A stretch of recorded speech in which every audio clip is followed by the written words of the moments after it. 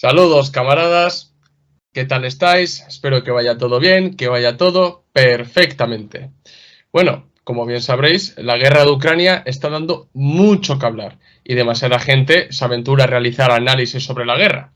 Y la mayoría de los análisis, pues lógicamente, se basan en el aspecto bélico, las estrategias, en cómo está yendo la guerra, pero también hay muchos analistas, influencers y demás que, además de tratar los objetivos de la guerra y cómo está yendo esto, pues han hablado y han puesto en duda la famosa desnazificación de la que habló Putin cuando anunció que iba a comenzar la operación militar en Ucrania. Bien, la operación militar especial en Ucrania. Claro, la cuestión de la desnazificación nos lleva al debate de si hay nazis en Ucrania o no. Y esta misma cuestión también nos obliga a tratar la cuestión de por qué en Ucrania se glorifica a personas como Stefan Bandera y al ejército insurgente ucraniano, más conocido como la UPA. Y utilizaremos UPA muchas veces para que no os perdáis. Lógicamente, muchos prorrusos, comunistas, antifascistas en general, pues han defendido que Bandera y los propios banderistas, pues sí, eran nazis y que los seguidores de Stefan Bandera son nazis.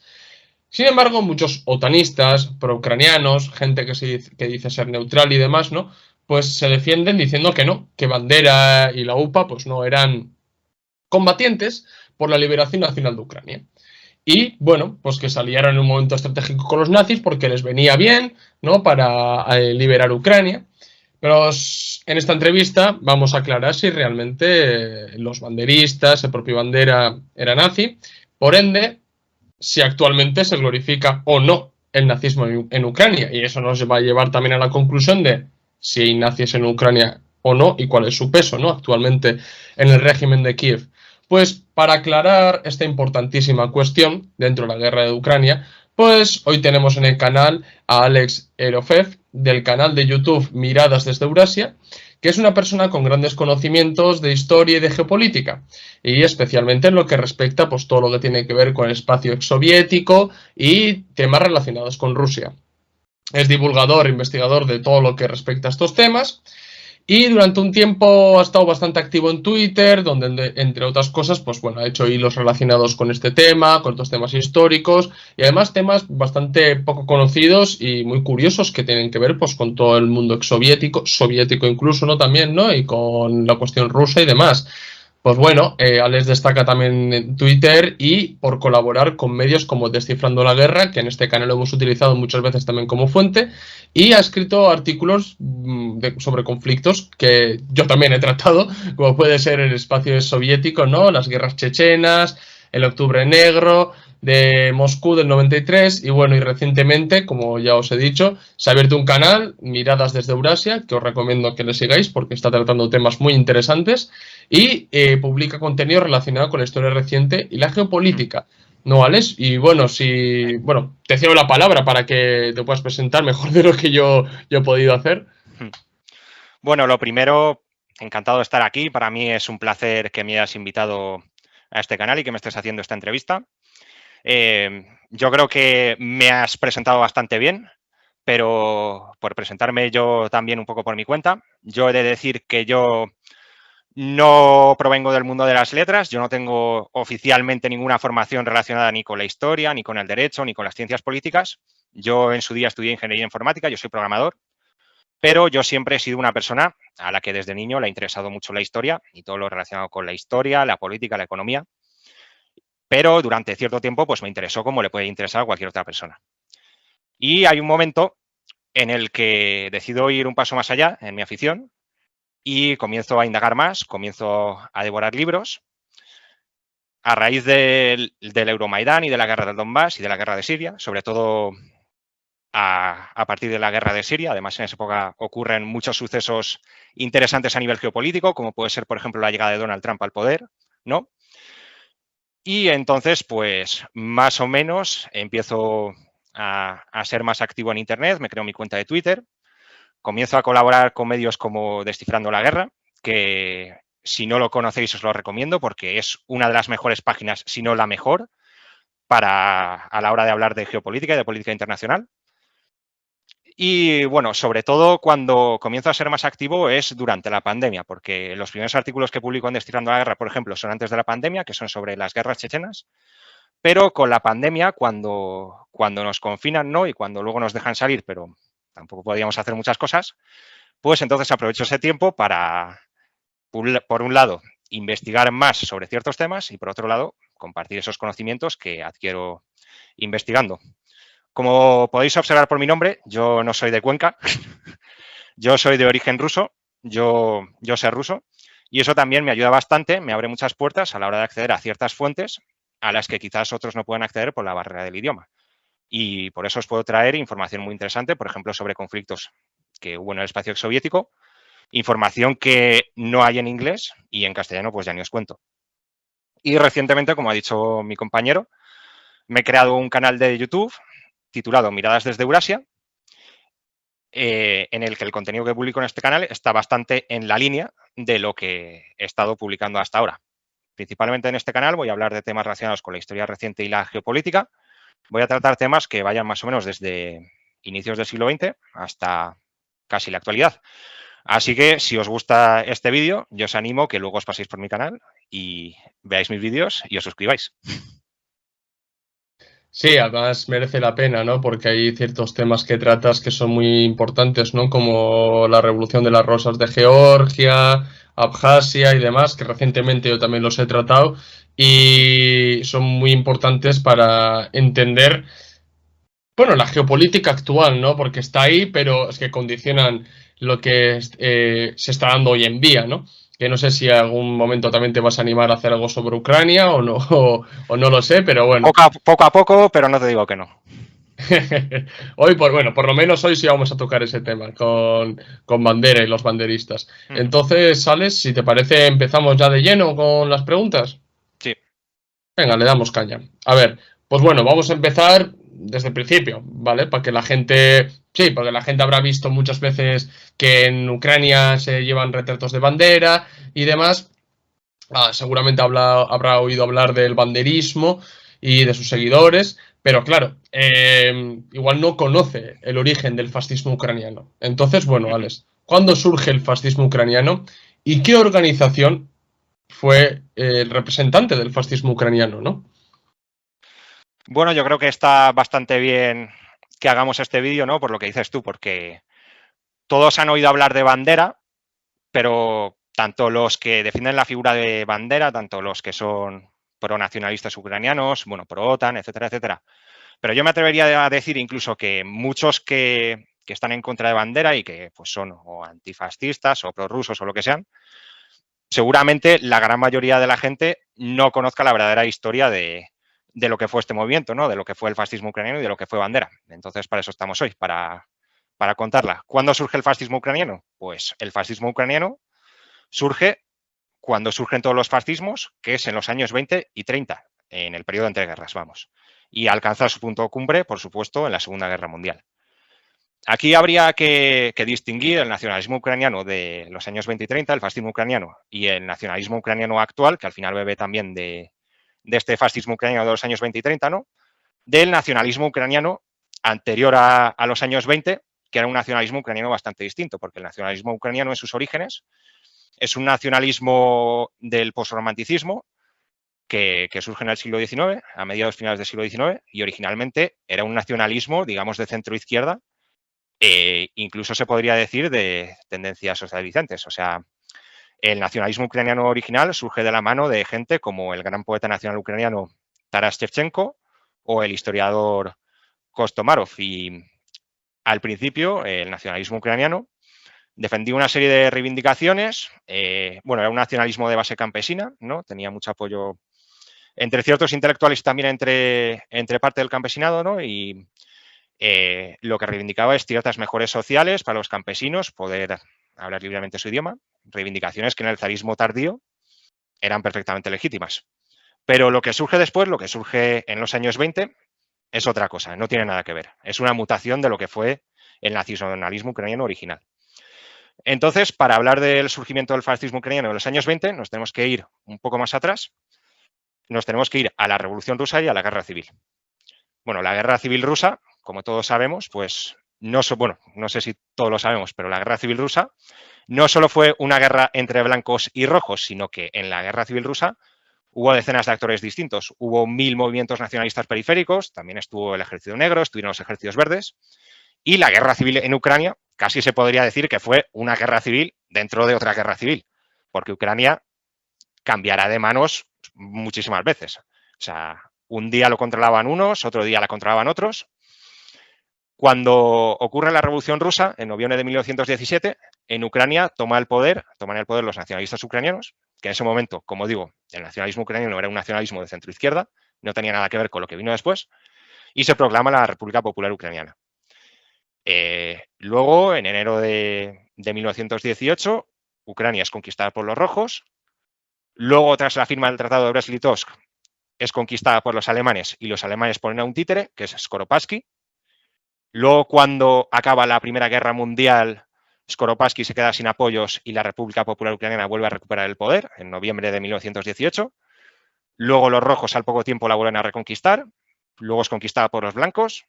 Luego otra vez por los rojos.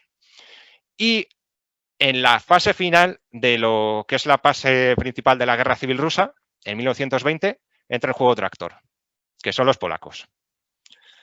Polonia, recordemos que había desaparecido como Estado a finales del siglo XVIII, había sido repartido entre los rusos, los prusianos y los austríacos, y tras el fin de la Primera Guerra Mundial, Polonia volvió a renacer como Estado, y este joven Estado aspiraba a recuperar no solo los territorios que le corresponden a la Polonia actual, sino los territorios que le pertenecieron en su día a la Confederación Polaco-Lituana, porque hay que tener en cuenta que Polonia, en la Edad Moderna, no era como la Polonia actual. O sea, Polonia, en la Edad Moderna, aproximadamente entre los siglos XVI y XVIII, era una potencia europea importantísima. No solo ocupaba lo que es Polonia, sino que ocupaba Polonia, una gran parte de Ucrania, Bielorrusia, Lituania, incluso una parte de Letonia.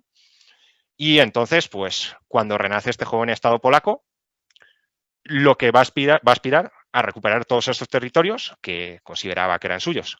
Y luego, por otro lado, tenemos a Lenin y tenemos al Ejército Rojo, que lo que querían era extender la revolución por Europa y por todo el mundo, pero teniendo puesta la mirada sobre todo en Alemania, donde había un movimiento revolucionario muy importante. Y claro, para que el Ejército Rojo llegase a Alemania, tenía que pasar sí o sí por Polonia. Entonces, el choque entre, por un lado, Polonia y por otro lado el Ejército Rojo era inevitable. En 1920, como digo, estalla la guerra polaco-soviética. Inicialmente el Ejército Rojo avanza, pero posteriormente es frenado a las puertas de Varsovia, en el llamado Milagro sobre el Vístula, y retrocede. Y el resultado final de esta contienda será que gran parte de Ucrania acabará perteneciendo a la Unión Soviética, exceptuando las partes más occidentales, que acabarán en manos de Polonia, concretamente las regiones de Galicia y Volinia. Para situaros un poco, la región de Galicia comprende las actuales provincias ucranianas de Lwów, Ivano-Frankivsk y Ternopil. Por lo menos la ciudad de Lwów, que en español se dice Leópolis y en ucraniano Lviv, seguro que os suena porque es la ciudad ucraniana más importante de Ucrania Occidental. Además, es la capital del nacionalismo ucraniano. Y en Volinia, la región de Volinia comprende las actuales regiones de Ucrania, las actuales provincias de Ucrania, de Rovno y de Lutsk. Entonces, pues estas dos regiones, Galicia y Volinia, quedarán en manos de Polonia. Y ahora os preguntaréis, todo esto es muy interesante, pero ¿por qué me cuentas esto? Pues porque el fascismo ucraniano, donde se va a desarrollar, va a ser precisamente en estas regiones occidentales de Ucrania que queden en manos de Polonia. No en el territorio ucraniano que acabe perteneciendo a la Unión Soviética, sino precisamente en el territorio de Ucrania Occidental que acabe en manos de Polonia. Esto lo digo también porque existe un mito muy extendido, hay un discurso que se repite mucho, que es que la Unión Soviética oprimía a los ucranianos, que organizó la hambruna de 1932-1933 para exterminar a los ucranianos como pueblo, que eso fue un genocidio, y que por lo tanto los ucranianos, por esa razón, acabaron adoptando el nacionalismo como ideología, y posteriormente, cuando Ucrania se invadía por los alemanes, prácticamente recibirán a los alemanes con los brazos abiertos. Pero todo este mito, que se repite mucho, es mentira. ¿Por qué? Porque para empezar, esta hambruna de 1932-1933 no fue ningún genocidio. Cuando digo que no fue ningún genocidio, no estoy negando que existiese la hambruna, porque la hambruna sí existió. Lo que yo estoy negando, porque es así, es el carácter de genocidio de esta hambruna. A mí que tampoco se me malinterprete aquí, que yo no estoy ni negando nada, ni justificando nada, ni frivolizo con el sufrimiento de la gente. Yo lo único que digo es que esta hambruna no se puede encasillar como genocidio. Porque un genocidio es cuando tú buscas exterminar a un determinado grupo en base a su etnia y a su religión. Y esta hambruna se debió a causas completamente distintas. Tampoco vamos a ahondar en las causas de esta hambruna porque es un tema complejo. Me parece que en tu canal ya tienes algún vídeo. Yo solo diré que, bueno, resumiendo mucho, que esta hambruna se debió a las políticas de colectivización y a los enfrentamientos que hubo como consecuencia de las políticas de colectivización. Pero esta hambruna no fue ninguna hambruna provocada artificialmente para exterminar al pueblo ucraniano ni nada por el estilo. De hecho, esta hambruna se extendió a lo largo de toda la Unión Soviética, no se limitó solo a Ucrania. No hay cifras exactas de los muertos en esta hambruna, porque para estas cosas nunca hay cifras exactas, pero las cifras más aceptadas por los historiadores hablan de 3 millones de muertos en Ucrania, 3 millones de muertos en Rusia y 1 millón de muertos en Kazajistán. Vamos a ver. ¿Cómo puedes decir que esta hambruna fue un genocidio cometido por los rusos contra los ucranianos si en esta hambruna murieron exactamente la misma cantidad de rusos que de ucranianos? O sea, es que es de locos. O sea, es que es así, no se puede decir que esta hambruna fuese una hambruna provocada para exterminar al pueblo ucraniano. Además, una cosita, sí, simplemente. Te digo porque es que este tema no solamente lo he tratado en el vídeo, sino que además en mi segundo libro dedico todo un capítulo al Holodomor, ¿no? Bueno, a la hambruna, perdón. A ver si no nos van a fastidiar. A ver, yo siempre he dicho, o sea, no se puede tergiversar lo que nosotros decimos. Hubo una hambruna. Fue muy duro. Sí, efectivamente. Eso no lo va a negar absolutamente nadie. Ni el más ultracomunista ni el más stalinista puede negar esto. ¿Vale?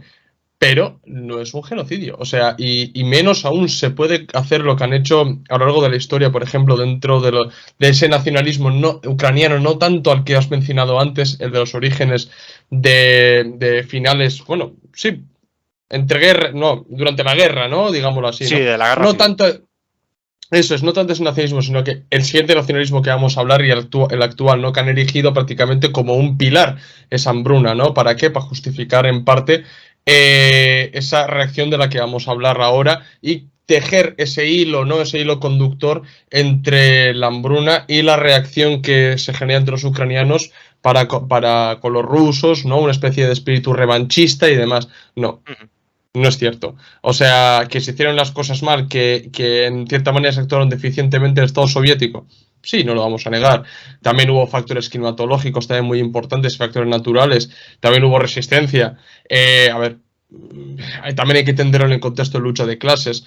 A ver, son muchas cosas que hay que tenerse en Es cuenta. un tema complejo. Efectivamente, pero no se puede hacer. Pero yo no estoy de acuerdo ni con los que. No, fue un genocidio esta, pero tampoco estoy de acuerdo con los que. No. Es que los kulaks lo mandaron, quemaron todo el esto. No, es que no se puede pasar ni un extremo a otro, es complejísimo. Y si os fijáis, la verdad es que la historia se mueve no entre negros ni blancos, sino entre grises, ¿no? Y eso es lo que hay que entender. Y ya, simple para terminar, eso. Lo más importante, lo que no se puede hacer es crear un hilo, ¿no? Entre este hecho y la reacción posterior que se va a generar, ese banderismo que se va a generar en Ucrania, ¿no? Y ya te dejo que si no te pierdes el hilo, si no. Sí, bueno, lo que estaba comentando, además, hay que decir que en esa época la política del Estado soviético respecto a la cultura y a la lengua ucraniana precisamente consistía en fomentar el ucraniano por encima del ruso. En esa época va a ser la época en la que se impriman más libros en ucraniano de la historia. Y, por ejemplo, pues en los años 20, en Odessa, va a haber periódicos en ruso que van a cerrar y van a obligar a imprimirlos en ucraniano.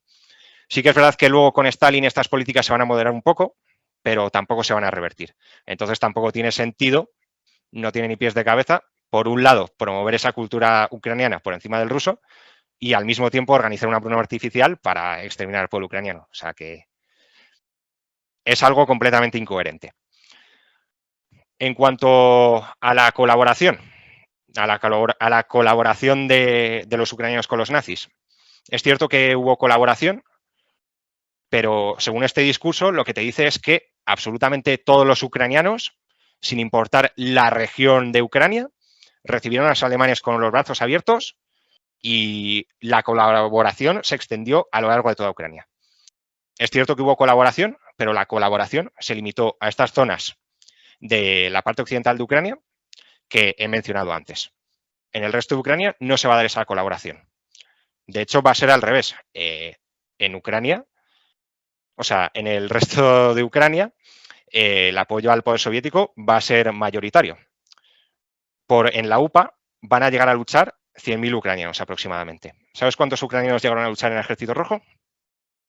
7 millones.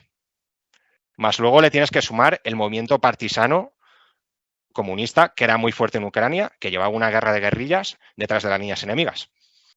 O sea que, exceptuando estas regiones, Galicia y Volinia, en el resto de Ucrania, la colaboración va a ser mínima.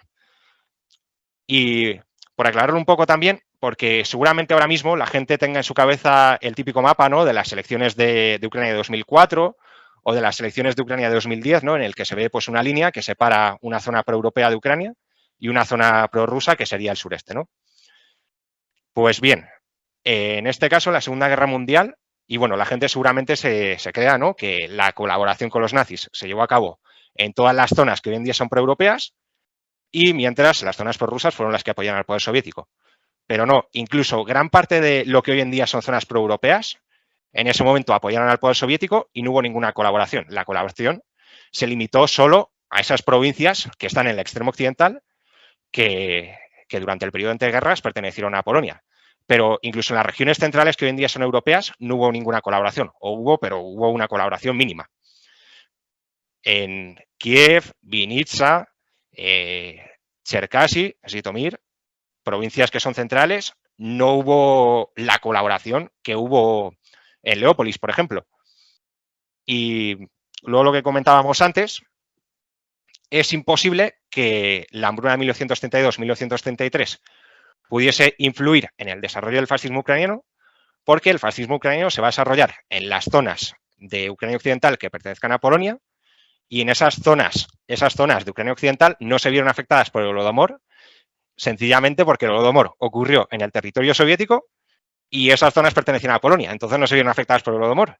Y luego resulta que las zonas que sí que se vieron afectadas por el Holodomor, que supuestamente los ucranianos de ahí sí que tendrían que tener razones para colaborar, ¿no?, pues en esas zonas resulta que no hubo ninguna colaboración, o hubo una colaboración mínima, y en cambio la gran mayoría de ucranianos apoyaron al poder soviético y combatieron en el Ejército Rojo.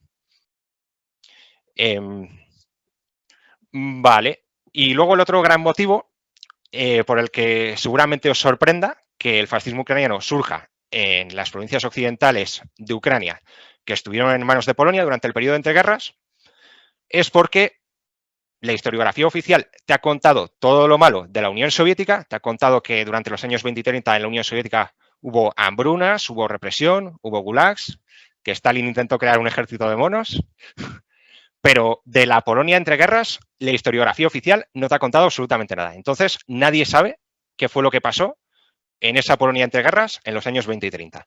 Lo único que te cuentan de Polonia es que la Alemania nazi y la Unión Soviética, dos estados totalitarios, firmaron el pacto Ribbentrop-Molotov, se repartieron Polonia en zonas de influencia y luego Alemania invadió Polonia en septiembre de 1939 y comenzó la Segunda Guerra Mundial, siendo la Polonia la primera víctima. Y claro, casi se podría decir que por omisión te presentan a esa Polonia entre guerras como si esa Polonia entre guerras fuese una democracia. Y para nada, la Polonia entre guerras no fue ninguna democracia, fue una dictadura militar nacionalista de derechas. De hecho, se suele repetir mucho el discurso, ¿no?, del totalitarismo, de que debido a que la Unión Soviética y la Alemania nazi firmaron el pacto Ribbentrop-Molotov, esto prueba que el sistema político de ambos países se parecía, cuando que en realidad es un argumento que no es válido porque el pacto Ribbentrop-Molotov fue un pacto geopolítico que firmaron los dos países para ganar tiempo. Y es curioso porque probablemente el modelo político de esa Polonia que fue invadida por Alemania se parezca muchísimo más al modelo político de la Alemania nazi que lo que se parece el modelo político de la Alemania nazi a la Unión Soviética. Porque la Polonia de entreguerras no era exactamente un estado fascista, si nos ponemos estrictos, es verdad, pero estaba a un paso de serlo. Sí, además, o sea, hay fotos, ¿no? De, por ejemplo, Hitler en el funeral de Piłsudski, ¿no? Que era Eso es. el jefe de Estado, prácticamente, bueno, no sé si decirlo dictador, pero prácticamente el caudillo, ¿no? El hombre fuerte. Sí, sí, de Polonia. Y es que es verdad, porque claro, creo que has dado una clave, ¿no? En el que tú miras, ¿no? Y la mayor parte de la colaboración bueno, hacia los nazis, ¿no? La mayor parte de colaboracionistas, efectivamente, o sea, no se dan en territorio soviético. ¿Que los habría? Sí, habría. Pero es que la mayor parte se dan en la zona polaca, ¿vale? Porque es que en esas zonas es donde, por ejemplo, no se permite otro idioma que el polaco. En Volinia y en Galicia. Es donde realmente se llega a dar esa opresión lingüístico-cultural, étnica, incluso podríamos llegar a hablar también, ¿no? Claro, eso provoca una reacción en esos ucranianos étnicos que acaban formando parte de Polonia en ese periodo entre guerras, y lógicamente, con un Estado, sí, vamos a utilizar el término totalitario, ¿no? Ya que les gusta tanto utilizar el término para con la Unión Soviética, utilicémoslo con Polonia también, ¿no? Claro, eso no hablamos de ello. O sea, no hablamos de Piłsudski y compañía, no hablamos de los coroneles que después le sucedieron, no hablemos de cómo es ese amiguismo, ¿no? Que se manejaban entre los polacos y los nazis. Que luego prácticamente el primer pacto de no agresión que firma Alemania es con Polonia. Efectivamente. En 1934. El pacto de Piłsudski-Hitler, efectivamente, eso es. Es que todo eso se omite. Se omite. Y a mí me hace gracia porque, mira, por ejemplo, mi pueblo es un pueblo costero, ¿no? Con un puerto. Hay muchos trabajadores en el puerto que son gente inmigrante y muchos de ellos son del este, Europa del Este. Y coincidió una vez que están un polaco y un ucraniano y un ruso. Me hace un chiste, pero no lo es. Y lógicamente, el ruso era muy listo porque los otros dos, el polaco y el ucraniano, como que se medio aliaban ahora, ¿no? Entre ellos para criticar al ruso, ¿no? Le gusta mucho hablar de historia y demás. Y el ruso decía al polaco, si, a ver, ¿pero qué estás diciendo? Si realmente el que ha pisoteado a los ucranianos habéis sido vosotros. Decía el ruso muy listo, muy tranquilo el hombre. Decía, yo pensando así, hombre, algo sabe, algo sabe. Están aquí en el bar tranquilamente echándose unas cañas, pero el señor algo sabe de historia. Le han enseñado bien. Y es que es verdad, o sea, es verdad. Se ha lavado la cara constantemente a Polonia y se ha mostrado una Polonia democrática en entreguerras cuando democrática tenía poco. Que luego sufrió mucho en la Segunda Guerra Mundial, tuvo muchísimas pérdidas. Nadie, pero es que una cosa no quita la otra tampoco. Es que una cosa no quita la otra. Y si vamos a tratar el tema del banderismo y de por qué surge, pues hay que llamar las cosas por su nombre, ¿no? Eso es. Lo que acabas de comentar tú es que, bueno, acabas de decir justo lo que, prácticamente lo que quería decir. Que el caso es que Polonia aspiraba a recuperar lo que fueron las fronteras de la Confederación Polaco-Lituana en su día.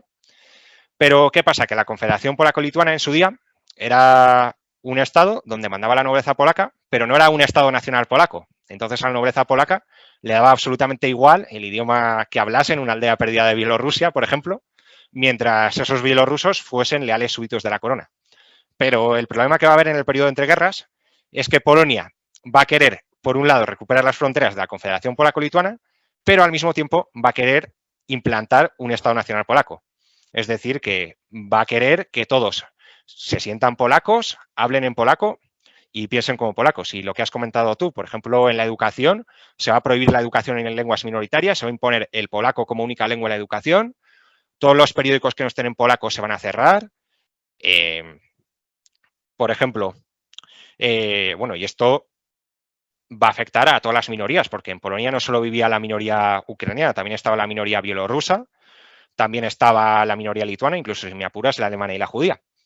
Una cosa que van a hacer, por ejemplo, que me parece interesante contarlo, es que, bueno, durante la época entre guerras se va a llevar una especie de reparto de tierras en Polonia, ¿no? Entonces, en estas zonas de Ucrania Occidental, cuando lleven a cabo ese reparto de tierras, le van a dar antes esa tierra a colonos polacos procedentes de otras partes de Polonia que a los ucranianos que llevaban viviendo ahí bastantes años. Y claro, bueno, los movimientos nacionales serán duramente reprimidos y todo eso, lógicamente, como has dicho tú, generará un resentimiento que por otro lado, pues tiene todo el sentido del mundo. Además, hay que tener en cuenta otra cosa, que es que sobre todo Galicia, sobre todo la región de Galicia, era una región muy particular porque es una región que en realidad es muy distinta al resto de Ucrania, porque la mayoría de Ucrania, por ejemplo, es ortodoxa y en cambio en Galicia son uniatas, es decir, que practican el rito ortodoxo, pero reconocen la autoridad del Papa. Son greco-católicos. Y además hay que tener en cuenta que Galicia, por ejemplo, no perteneció al Imperio ruso en ningún momento. Si perteneció alguna vez fue durante un periodo de tiempo muy pequeño. Por lo tanto, también aquí Galicia se va a distinguir mucho de otras regiones de Ucrania y va a ser una región muy particular. Con Volinia es un poco distinto porque en Volinia también va a ser una región donde los ucranianos sean 100% ucraniano parlantes, por ejemplo, pero sí que es una región donde la religión que se practicaba, por ejemplo, era la religión ortodoxa y Volinia, por ejemplo, sí que había pertenecido al Imperio ruso durante bastante más tiempo. Entonces aquí el fascismo ucraniano también tendrá ciertos apoyos, pero menos que en Galicia, y aquí también tendrán ciertos apoyos los comunistas ucranianos. Y bueno, en este contexto de represión por parte del Estado polaco y de discriminación de todas las minorías étnicas, como reacción a todas estas políticas, surge en 1921 una organización llamada Organización Militar Ucraniana, dirigida por un coronel, por un ex coronel de la República Popular Ucraniana que existe durante la Guerra Civil, que se llama Yevgeny Konovalets. En el año 1929, este partido, esta organización, se fusionará con otras organizaciones para dar lugar a la Organización de Nacionalistas Ucranianos, Organizacja Ukrainskich Nacionalistów. En ucraniano, las siglas son OUN, que esas siglas las vamos a decir mucho también. Y esta organización, vamos a hablar mucho de ella, va a ser el principal partido fascista ucraniano. De ahí es de donde va a salir Bandera, que Bandera sale un poco después. Esa organización va a ser la organización que luego colabore con los nazis. Así que quedaros con el nombre de esta organización, que a lo largo de este vídeo vamos a hablar de ella. Vale, pues ya has abierto un poco el melón, ¿no? De hablar de alguna organización, has mencionado algún que otro ideólogo, pues te voy a preguntar directamente, ¿quiénes fueron los ideólogos más importantes del fascismo ucraniano y qué tesis o qué destacarías del aporte que pudieron hacer estos ideólogos al fascismo ucraniano? Bueno, entre todos los ideólogos que hubo del fascismo ucraniano, habría que destacar uno, que es Dmitry Donsov. Además, la historia de Donsov es muy curiosa porque él siguió una trayectoria muy parecida a Mussolini. Él en su juventud era socialdemócrata, pero era muy chauvinista. Y posteriormente, con el paso de los años, acabó evolucionando al fascismo.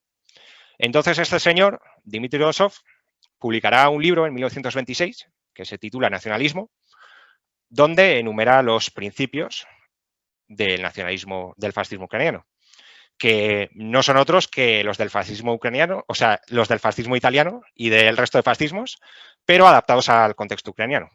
La Organización de Nacionalistas Ucranianos va a ser una organización fascista que defienda las ideas fascistas, o sea, van a defender el darwinismo social, van a defender un Estado totalitario, se van a oponer a la democracia, van a ser anticomunistas, van a defender el concepto de unidad nacional frente al concepto de lucha de clases, van a ser una organización fascista. Y en cuanto a la concepción de la nación que van a tener la Organización de Nacionalistas Ucranianos, porque, por ejemplo, sí que es verdad que hay ciertos fascismos, como pudo ser el propio fascismo italiano o, por ejemplo, el falangismo español, que tenían una concepción de la nación político-cultural, digamos, es verdad que para Mussolini o para José Antonio Primo de Rivera o para Franco, la raza a lo mejor no era tan importante.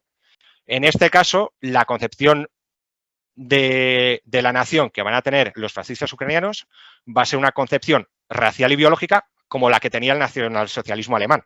Es decir, que Ellos van a pensar que su raza es la superior, van a medir cráneos y, por supuesto, el componente antisemita dentro de esta organización va a ser importantísimo, vamos, o sea, la OUN va a considerar a todos los judíos como agentes del Kremlin y del comunismo internacional. Por si todavía hubiese dudas del carácter de esta organización, hace un momento hablamos de que la Organización de Nacionalistas Ucranianos surge a partir de la unión de la Organización Militar Ucraniana con otra serie de organizaciones. ¿Sabes cómo se llamaba otra de esas organizaciones que acabarán dando lugar a la OUN? Unión de Fascistas Ucranianos, por si a alguien le quedaban dudas de cuál era la ideología de este grupo. Yo esto lo digo también porque hay mucha gente que dice que la OUN era nacionalista, pero no era fascista, o que no era nazi, pero aquí vemos que sí. Y bueno, para cuando la gente diga que Bandera no era nazi, independientemente del tema del colaboracionismo, que eso lo vamos a tratar después, en cuanto a su ideología, la OUN era un partido 100% fascista y además fascista con una concepción de la nación igual que la que tenía la Alemania nacionalsocialista de Hitler. O sea, que puede ser tildado perfectamente de partido nazi. Mira, Claro, sí. además, una cosa te digo, o sea, yo, mira, y voy a hacer spoiler, ¿no? El siguiente libro que quiero escribir yo, quiero titularlo tal cual.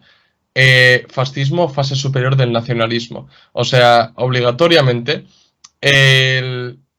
sitúa el nacionalismo cogido per se, ¿vale? No es fascismo, ¿de acuerdo? Nacionalismo sin más, cogiéndolo sin más.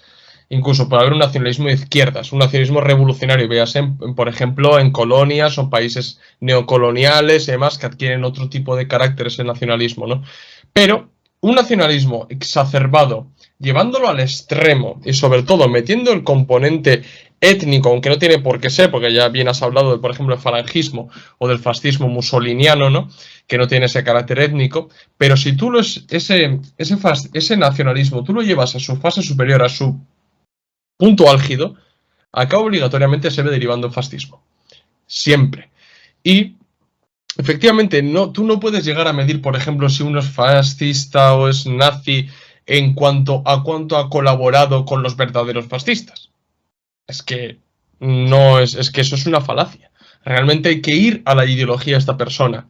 Y en el caso de Bandera o en el caso de otros ucranianos que habrán colaborado más o menos con los nazis, es que eso no es la vara de medir para decir si esta persona era nazi o no.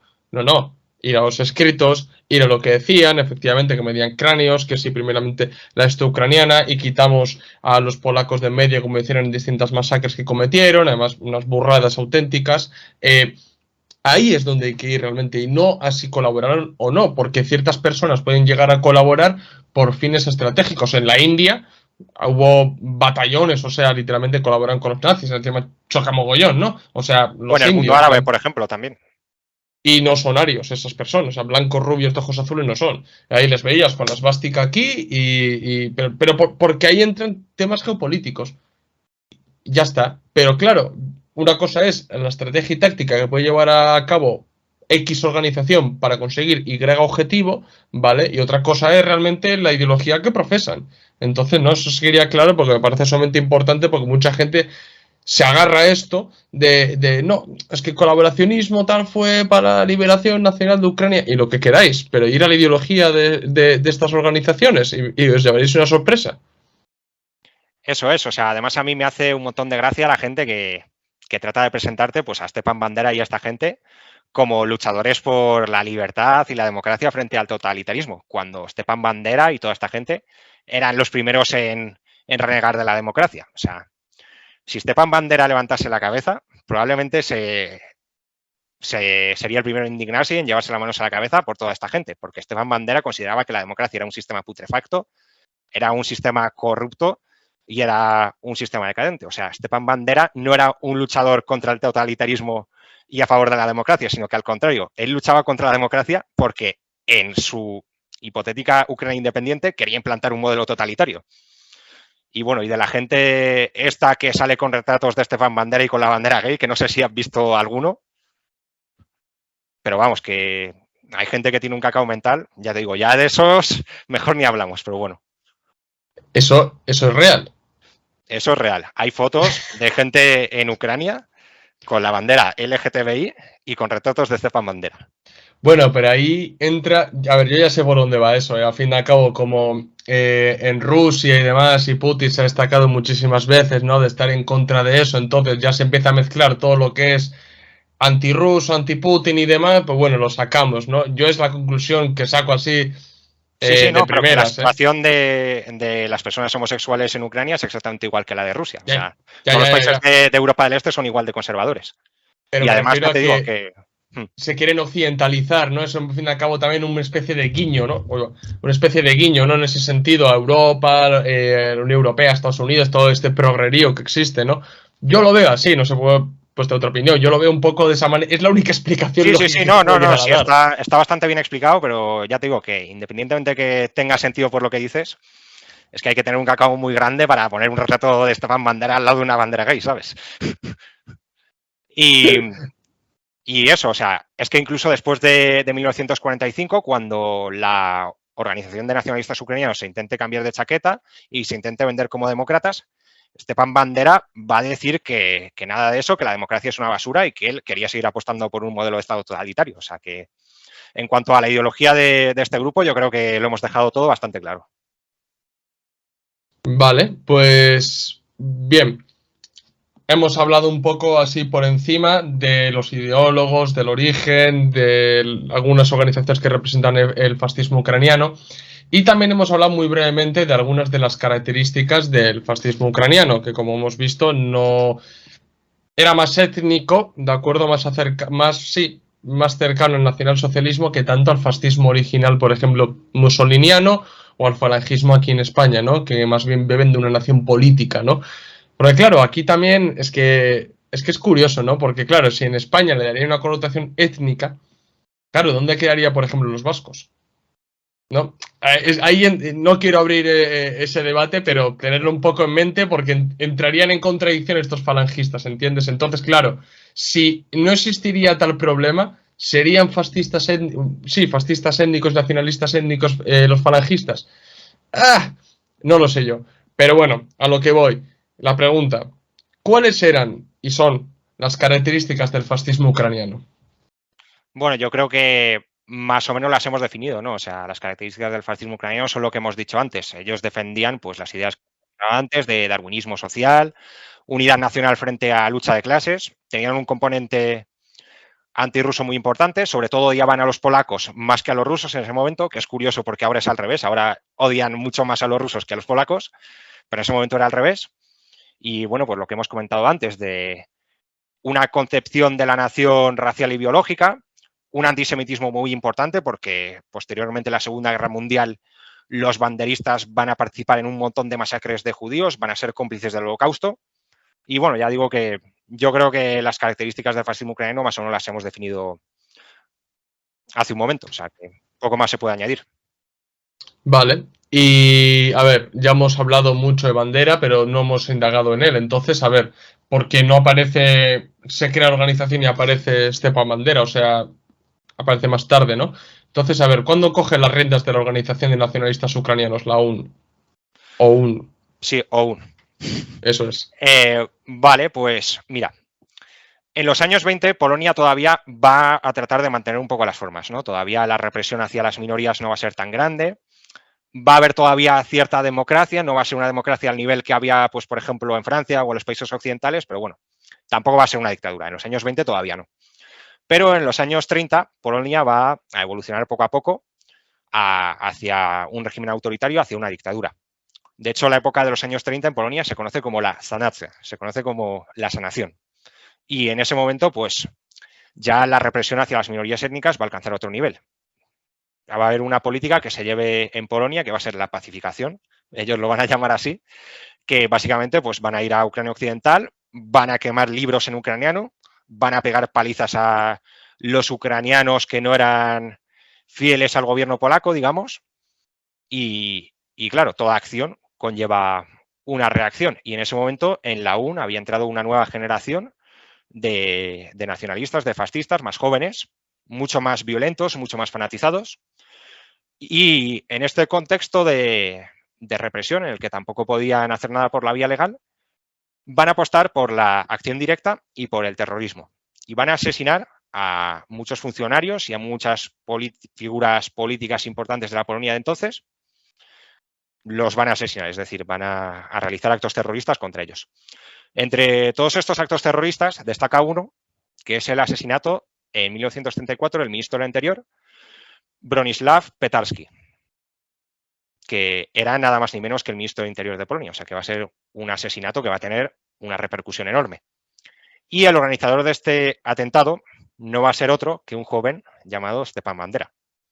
Entonces, es a partir de este momento cuando Stepan Bandera empieza a ser importante dentro de las filas de la Organización de Nacionalistas Ucranianos, de la OUN. Stepan Bandera será arrestado, será juzgado, él convertirá su juicio en un mitin, empezará a gritar Gloria a Ucrania, empezará a agitar a favor de su organización, y el veredicto del juicio será que Stepan Bandera será condenado a muerte. Pero, posteriormente, la pena de muerte será conmutada por una cadena perpetua. Y el destino que sufrió Stepan Bandera lo sufrirán, entre comillas, otros tantos ucranianos que decidirán seguir esa vía, otros tantos fascistas ucranianos que decidirán seguir esta vía, pues seguirán ese mismo destino y muchos acabarán en la cárcel. En 1938 ocurre una cosa, y es que Yevgeny Konovalets, que hasta entonces había sido el gran líder de la Organización de Nacionalistas Ucranianos, es asesinado en Rotterdam por un agente de la NKVD soviética.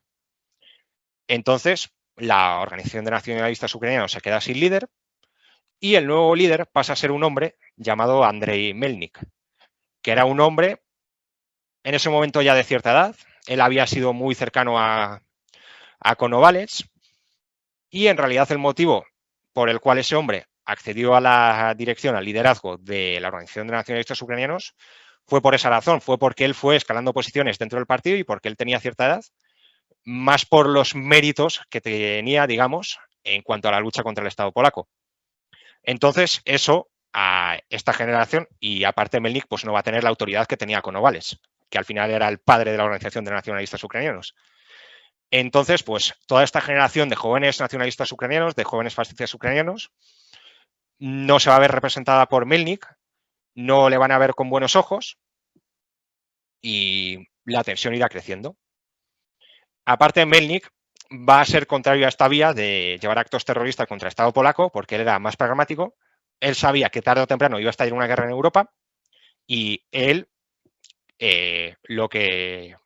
consideraba que lo mejor era esperar a que estallase esa guerra y a buscar la ayuda alemana. Entonces, en 1939, Alemania invade Polonia. Todas estas regiones occidentales de Ucrania occidental que habían pertenecido a Polonia son anexionadas por la Unión Soviética, porque esas zonas, según el pacto Ribbentrop-Molotov, entraran dentro de la zona de influencia soviética.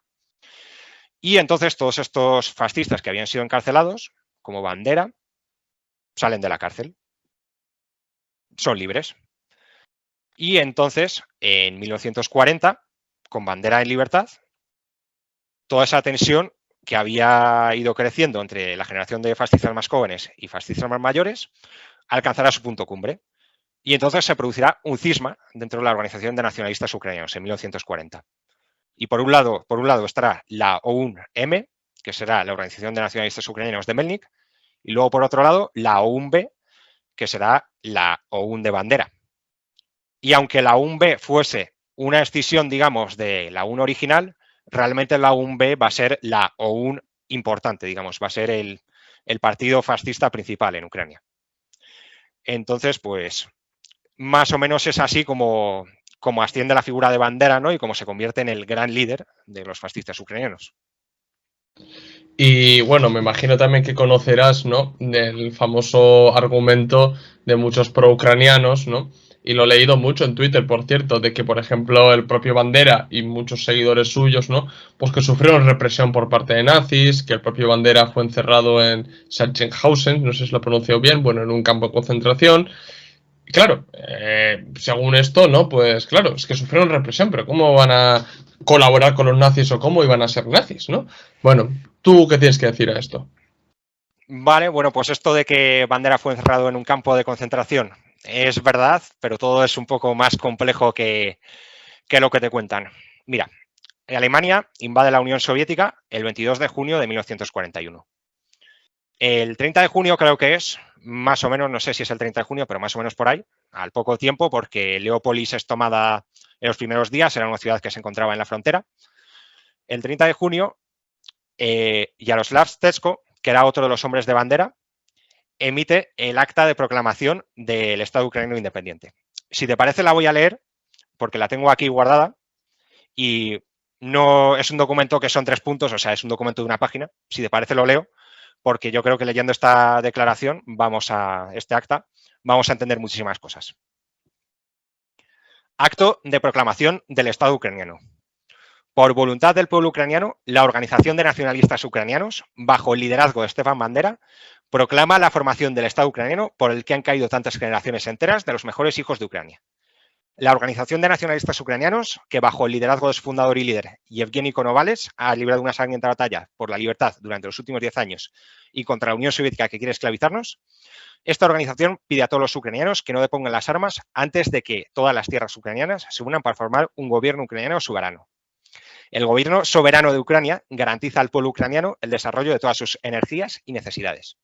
En las tierras occidentales de Ucrania, este es el punto 2, se forma un gobierno ucraniano que está subordinado al gobierno nacional de Ucrania, que se formará en la capital de Ucrania, Kiev.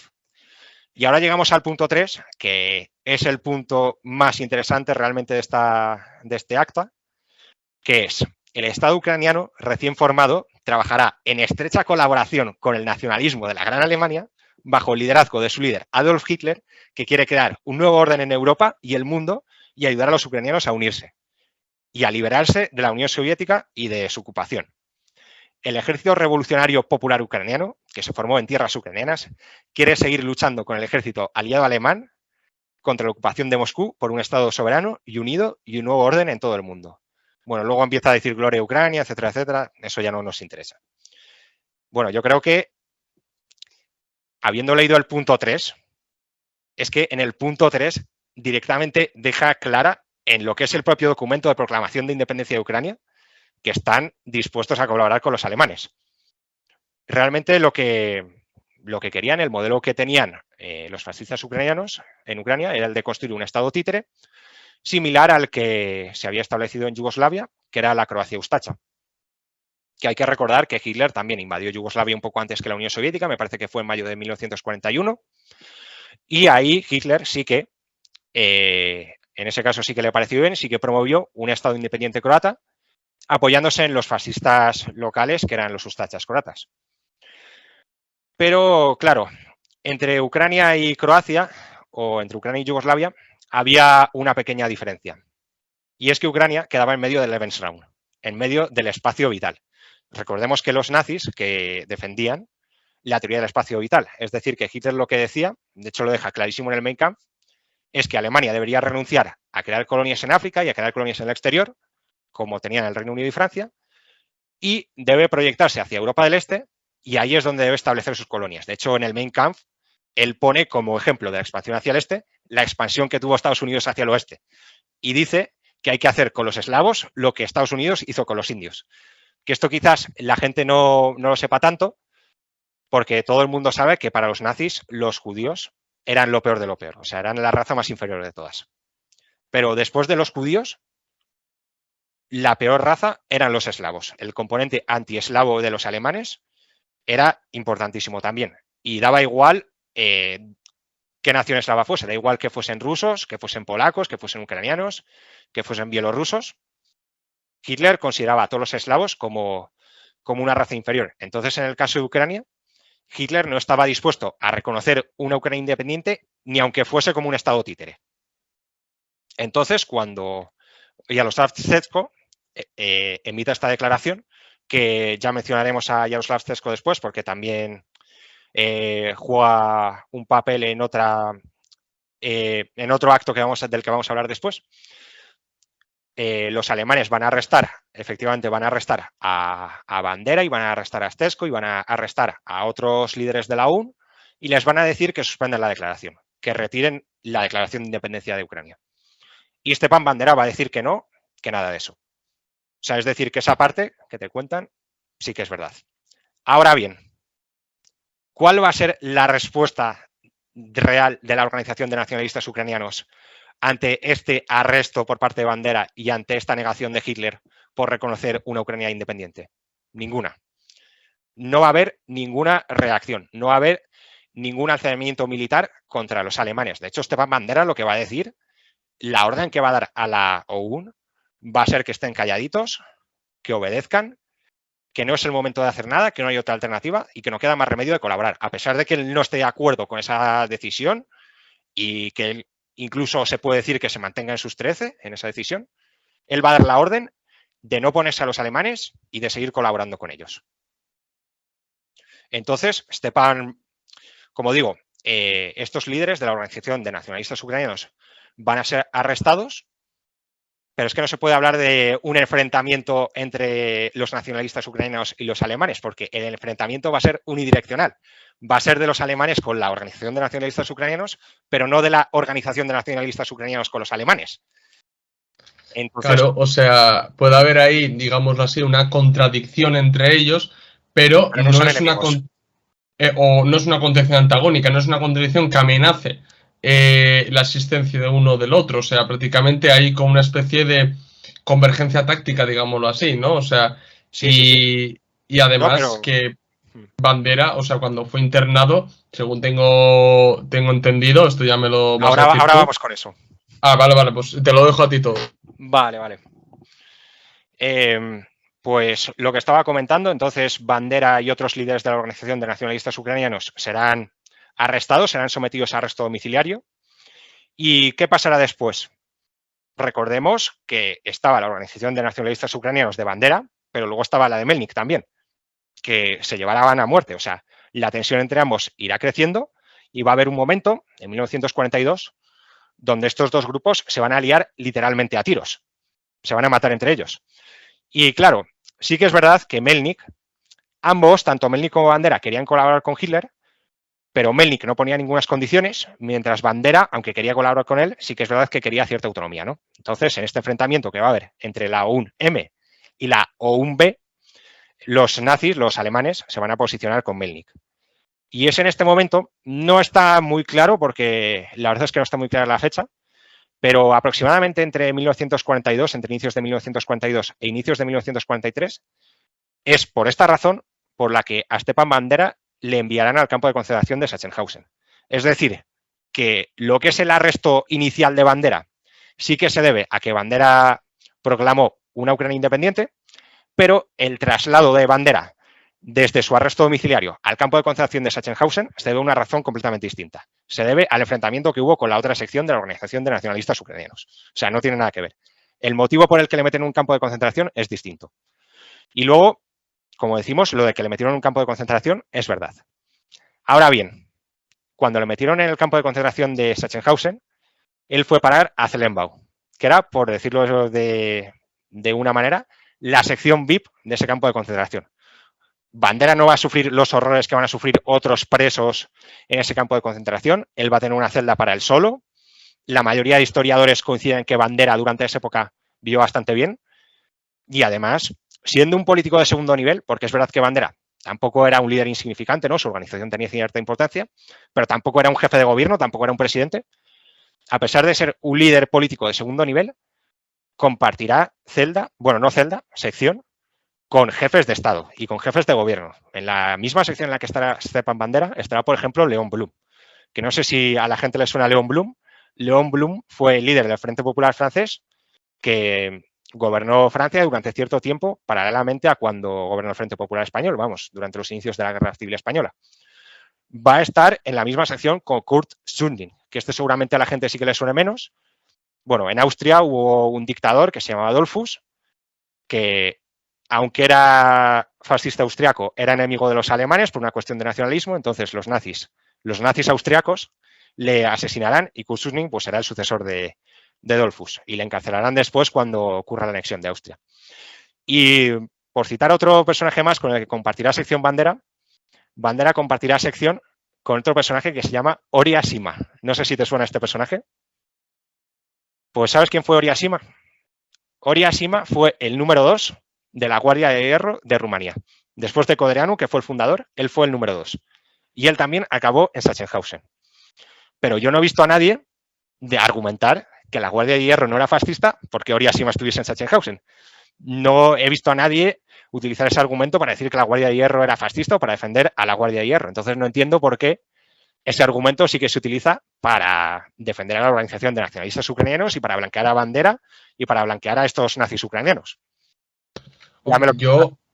Yo la conclusión a la que llego es, ¿no? Un poco, hay que tener en cuenta que después de la Segunda Guerra Mundial, el relato que se impone por parte de los aliados y la Unión Soviética inclusive, es que el nacionalismo se demoniza, o el nacionalismo, perdón, el nacionalsocialismo, el nazismo se demoniza, se queda ahí como una especie de tabú, intentamos ahí borrarlo de nuestras cabezas y, claro, lo que se pretende de esta manera es, si hay gente que realmente son nazis, fascistas, como es el caso de Bandera, pero debido a X cuestiones como enfrentamientos, como bien has explicado con el austríaco y demás, porque claro, que uno sea fascista no significa que se ponga de rodillas ante otro fascista, digámoslo así, o sea, eso no es así. No, por ejemplo, en Grecia Metaxas también se opuso a la invasión italiana, por ejemplo. Pues eso es a lo que voy. Entonces, ¿qué es lo que intentan utilizar de esta manera?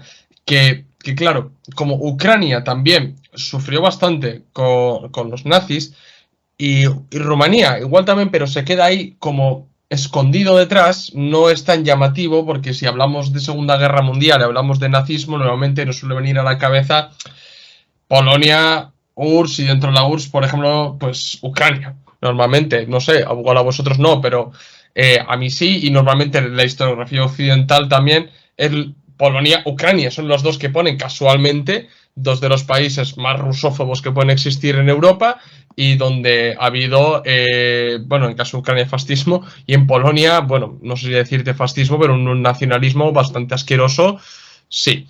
Entonces, claro, ¿qué es lo que utilizan? Pues intentan jugar con esa baza de que, no, es que, claro, también fueron oprimidos y luego, claro, como Rumanía, en el caso de Rumanía, no se sabe mucho, pues no se utiliza dicho argumento. Y es que es verdad, se puede utilizar lo mismo, pero ¿qué es lo que ocurre? Que Ucrania y Rumanía es distinto, no sé si me explico con lo que quiero decir. O sea... Sí, puede ser que sea así. Es la conclusión que llego a sacar yo de esto, porque es verdad, o sea, que una persona, un fascista, estuviera encerrado en un campo de concentración no, no hace que no se vuelva fascista o que se quite el carácter de fascista. O sea, muchos comunistas han encerrado comunistas, ¿vale? O sea, vamos a ser serios también, porque la cosa no es bueno, soy comunista o compañero, no. También hay cosas, diferencias tácticas, hay nacionalismo detrás. A ver, y uno puede llegar a ser ucraniano, el otro alemán, y no pueden converger, y tú te has pasado, pues te vas a la cárcel. O sea, a ver, que también hay que entender la historia como lo que es, y no simplemente con puros relatos y hacer asociaciones infantiles, porque no son más que infantiles, de intentar pensar de que porque dos son fascistas se van a llevar bien. O sea, no es así. De hecho, lo lógico sería lo contrario, que los fascistas de distintas naciones se llevasen a muerte. De hecho, lo que pasó en la Segunda Guerra Mundial es contradictorio hasta cierto punto con la ideología fascista, porque antepusieron su ideología muchos fascistas a su nación. Bueno, no sé si es contradictorio, porque al fin y al cabo, si tú estás anteponiendo tu nación, te obliga a chocar literalmente con otra nación. Porque claro, como tú vienes... Claro, o sea, antes has mencionado que Ucrania quedaba dentro del espacio vital alemán. Pero claro, los ucranianos querían una Ucrania, los ucranianos banderistas querían una Ucrania independiente. Claro, ahí hay un choque de intereses clarísimo. Claro, y ahí se ve, pues, si esos contradicciones... Sí, pero los nacionalistas ucranianos de la OUN antepusieron su ideología a esa idea de Ucrania independiente. Ah, sí, al final sí. Por eso digo. Sí. Ya. Y claro, otras cosas que se omite mucho, ¿no? Porque glorifican en Ucrania a... Bueno, ¿quieres decir algo más antes de pasar a la siguiente pregunta? Sí, no, quería comentar un par de cosas. Vale. Bueno, sigue. Bandera sale del campo de concentración de Sachsenhausen en 1944. Pero él no sale de ese campo de concentración porque el campo de concentración sea liberado, sea por los soviéticos o sea por los americanos.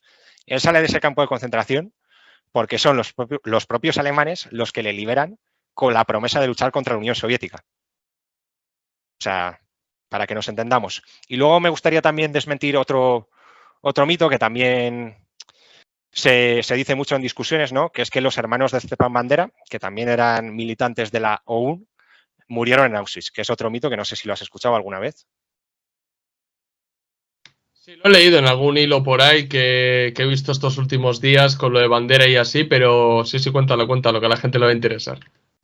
Vale, pues bueno, para empezar hay que diferenciar lo que fueron los campos de concentración de los campos de exterminio. Es decir, que en la Alemania nazi hubo campos de exterminio, que son donde te mandaban directamente a las duchas y te gaseaban con ciclón B, y luego había campos de concentración, que eran como macrocárceles, donde te condenaban a trabajos forzados, donde el tratamiento sanitario era terrible, donde las condiciones de vida eran pésimas, pero en principio no te exterminaban ahí.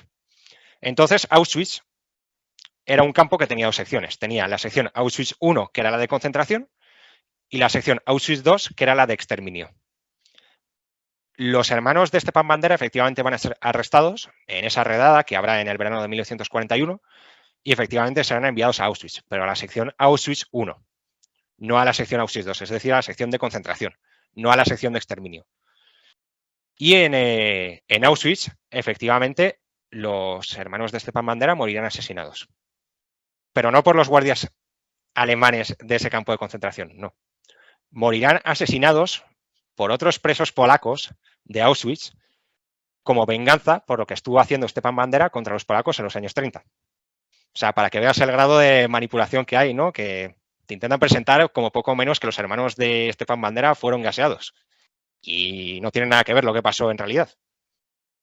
Claro, pero es que eso forma parte de justificar la glorificación que se hace a Stefan Bandera en Ucrania. O sea, vemos, literalmente, hemos estado hablando hasta ahora, todavía falta unas preguntitas, pero hasta ahora las preguntas que te he hecho te das cuenta de que todo lo que se nos presenta es que es lo contrario. O sea, es que es cambiar completamente el significado de las cosas, tergiversar la historia de una manera, es que no es ni maquiavélica, es que es de una manera mentirosa. O sea, es una manera mentirosa para intentar justificar de que...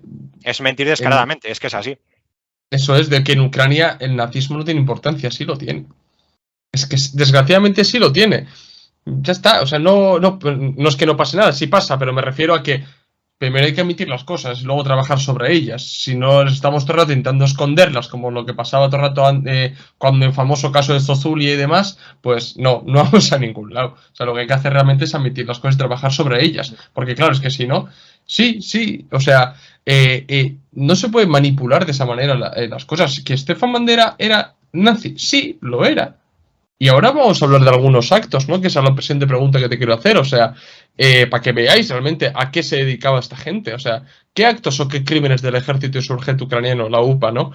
crees que caracterizan mejor a estos fascistas, ¿no? A los banderistas. La lista de crímenes que cometió el ejército insurgente ucraniano es enorme.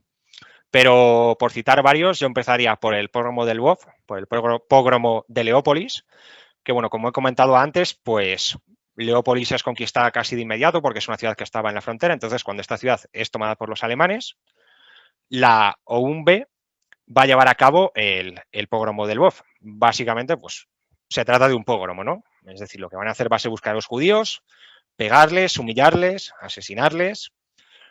A las mujeres las van a maltratar, algunas serán violadas, les van a arrancar la ropa. De hecho, hay una foto muy famosa del pogromo del Lvov, que creo que es la foto más famosa del pogromo del Lvov, que sale una mujer corriendo, chillando, así como que le han quitado la ropa.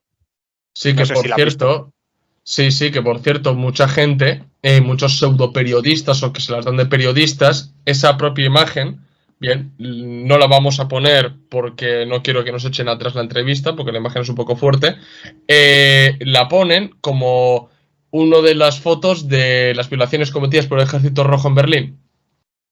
Y es mentira, es del pogromo de Leópolis. O sea, es que sois unos mentirosos. O sea, sois unos mentirosos, que no tenéis otro nombre, tío.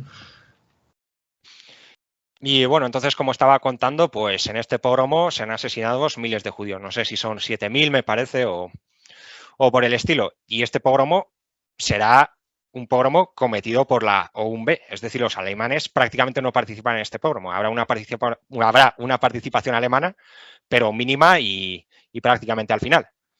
O sea, que este pogromo será obra de la UPA, no, porque la UPA todavía no existía, pero será obra de la OUN. ¿Y quién será el principal organizador de este pogromo? Pues el principal organizador de este pogromo será Jaroslav Stetsko, el que hemos mencionado antes, que fue el que emitió la proclama de la independencia de Ucrania. O sea, que estos son los héroes de la Ucrania independiente. Fíjate. Luego, seguramente la masacre más conocida en Ucrania sea la masacre de Babi Yar, que se produce en septiembre de 1941 tras la toma de Kiev por los alemanes, que lo que van a hacer pues va a ser llevarse a todos los judíos de la ciudad, se los van a llevar a Babi Yar, que era una colina que había al lado de Kiev, les van a obligar a cavar su propia tumba y les van a pegar un tiro en la nuca y les van a tirar a las fosas comunes. Se calcula que en esa masacre murieron en torno a 33.000 judíos, principalmente judíos, aunque también hubo algún comunista, también hubo algún ucraniano que no tenía nada que ver, pero bueno, principalmente fueron judíos. Pero sí que es verdad que esta matanza fue principalmente obra de los alemanes. También se menciona, si tú lees en distintas fuentes, también se menciona que hubo participación de los nacionalistas ucranianos, pero sí que es verdad que esta masacre en concreto la iniciativa fue alemana, al contrario que en el pogromo del Lvov, que en el pogromo del Lvov fue obra casi exclusiva de los fascistas ucranianos. Y luego la gran masacre, tristemente conocida, de la UPA, ahora ya sí de la UPA, porque la UPA se forma en 1942, es la masacre de Volinia, que se lleva a cabo entre la primavera de 1943 y el verano de ese mismo año, en la que asesinarán a sangre fría a 100.000 civiles polacos, sin importar que fuesen hombres, mujeres, niños, bebés. Va a ser un crimen como un castillo, o sea, va a ser un genocidio con mayúsculas.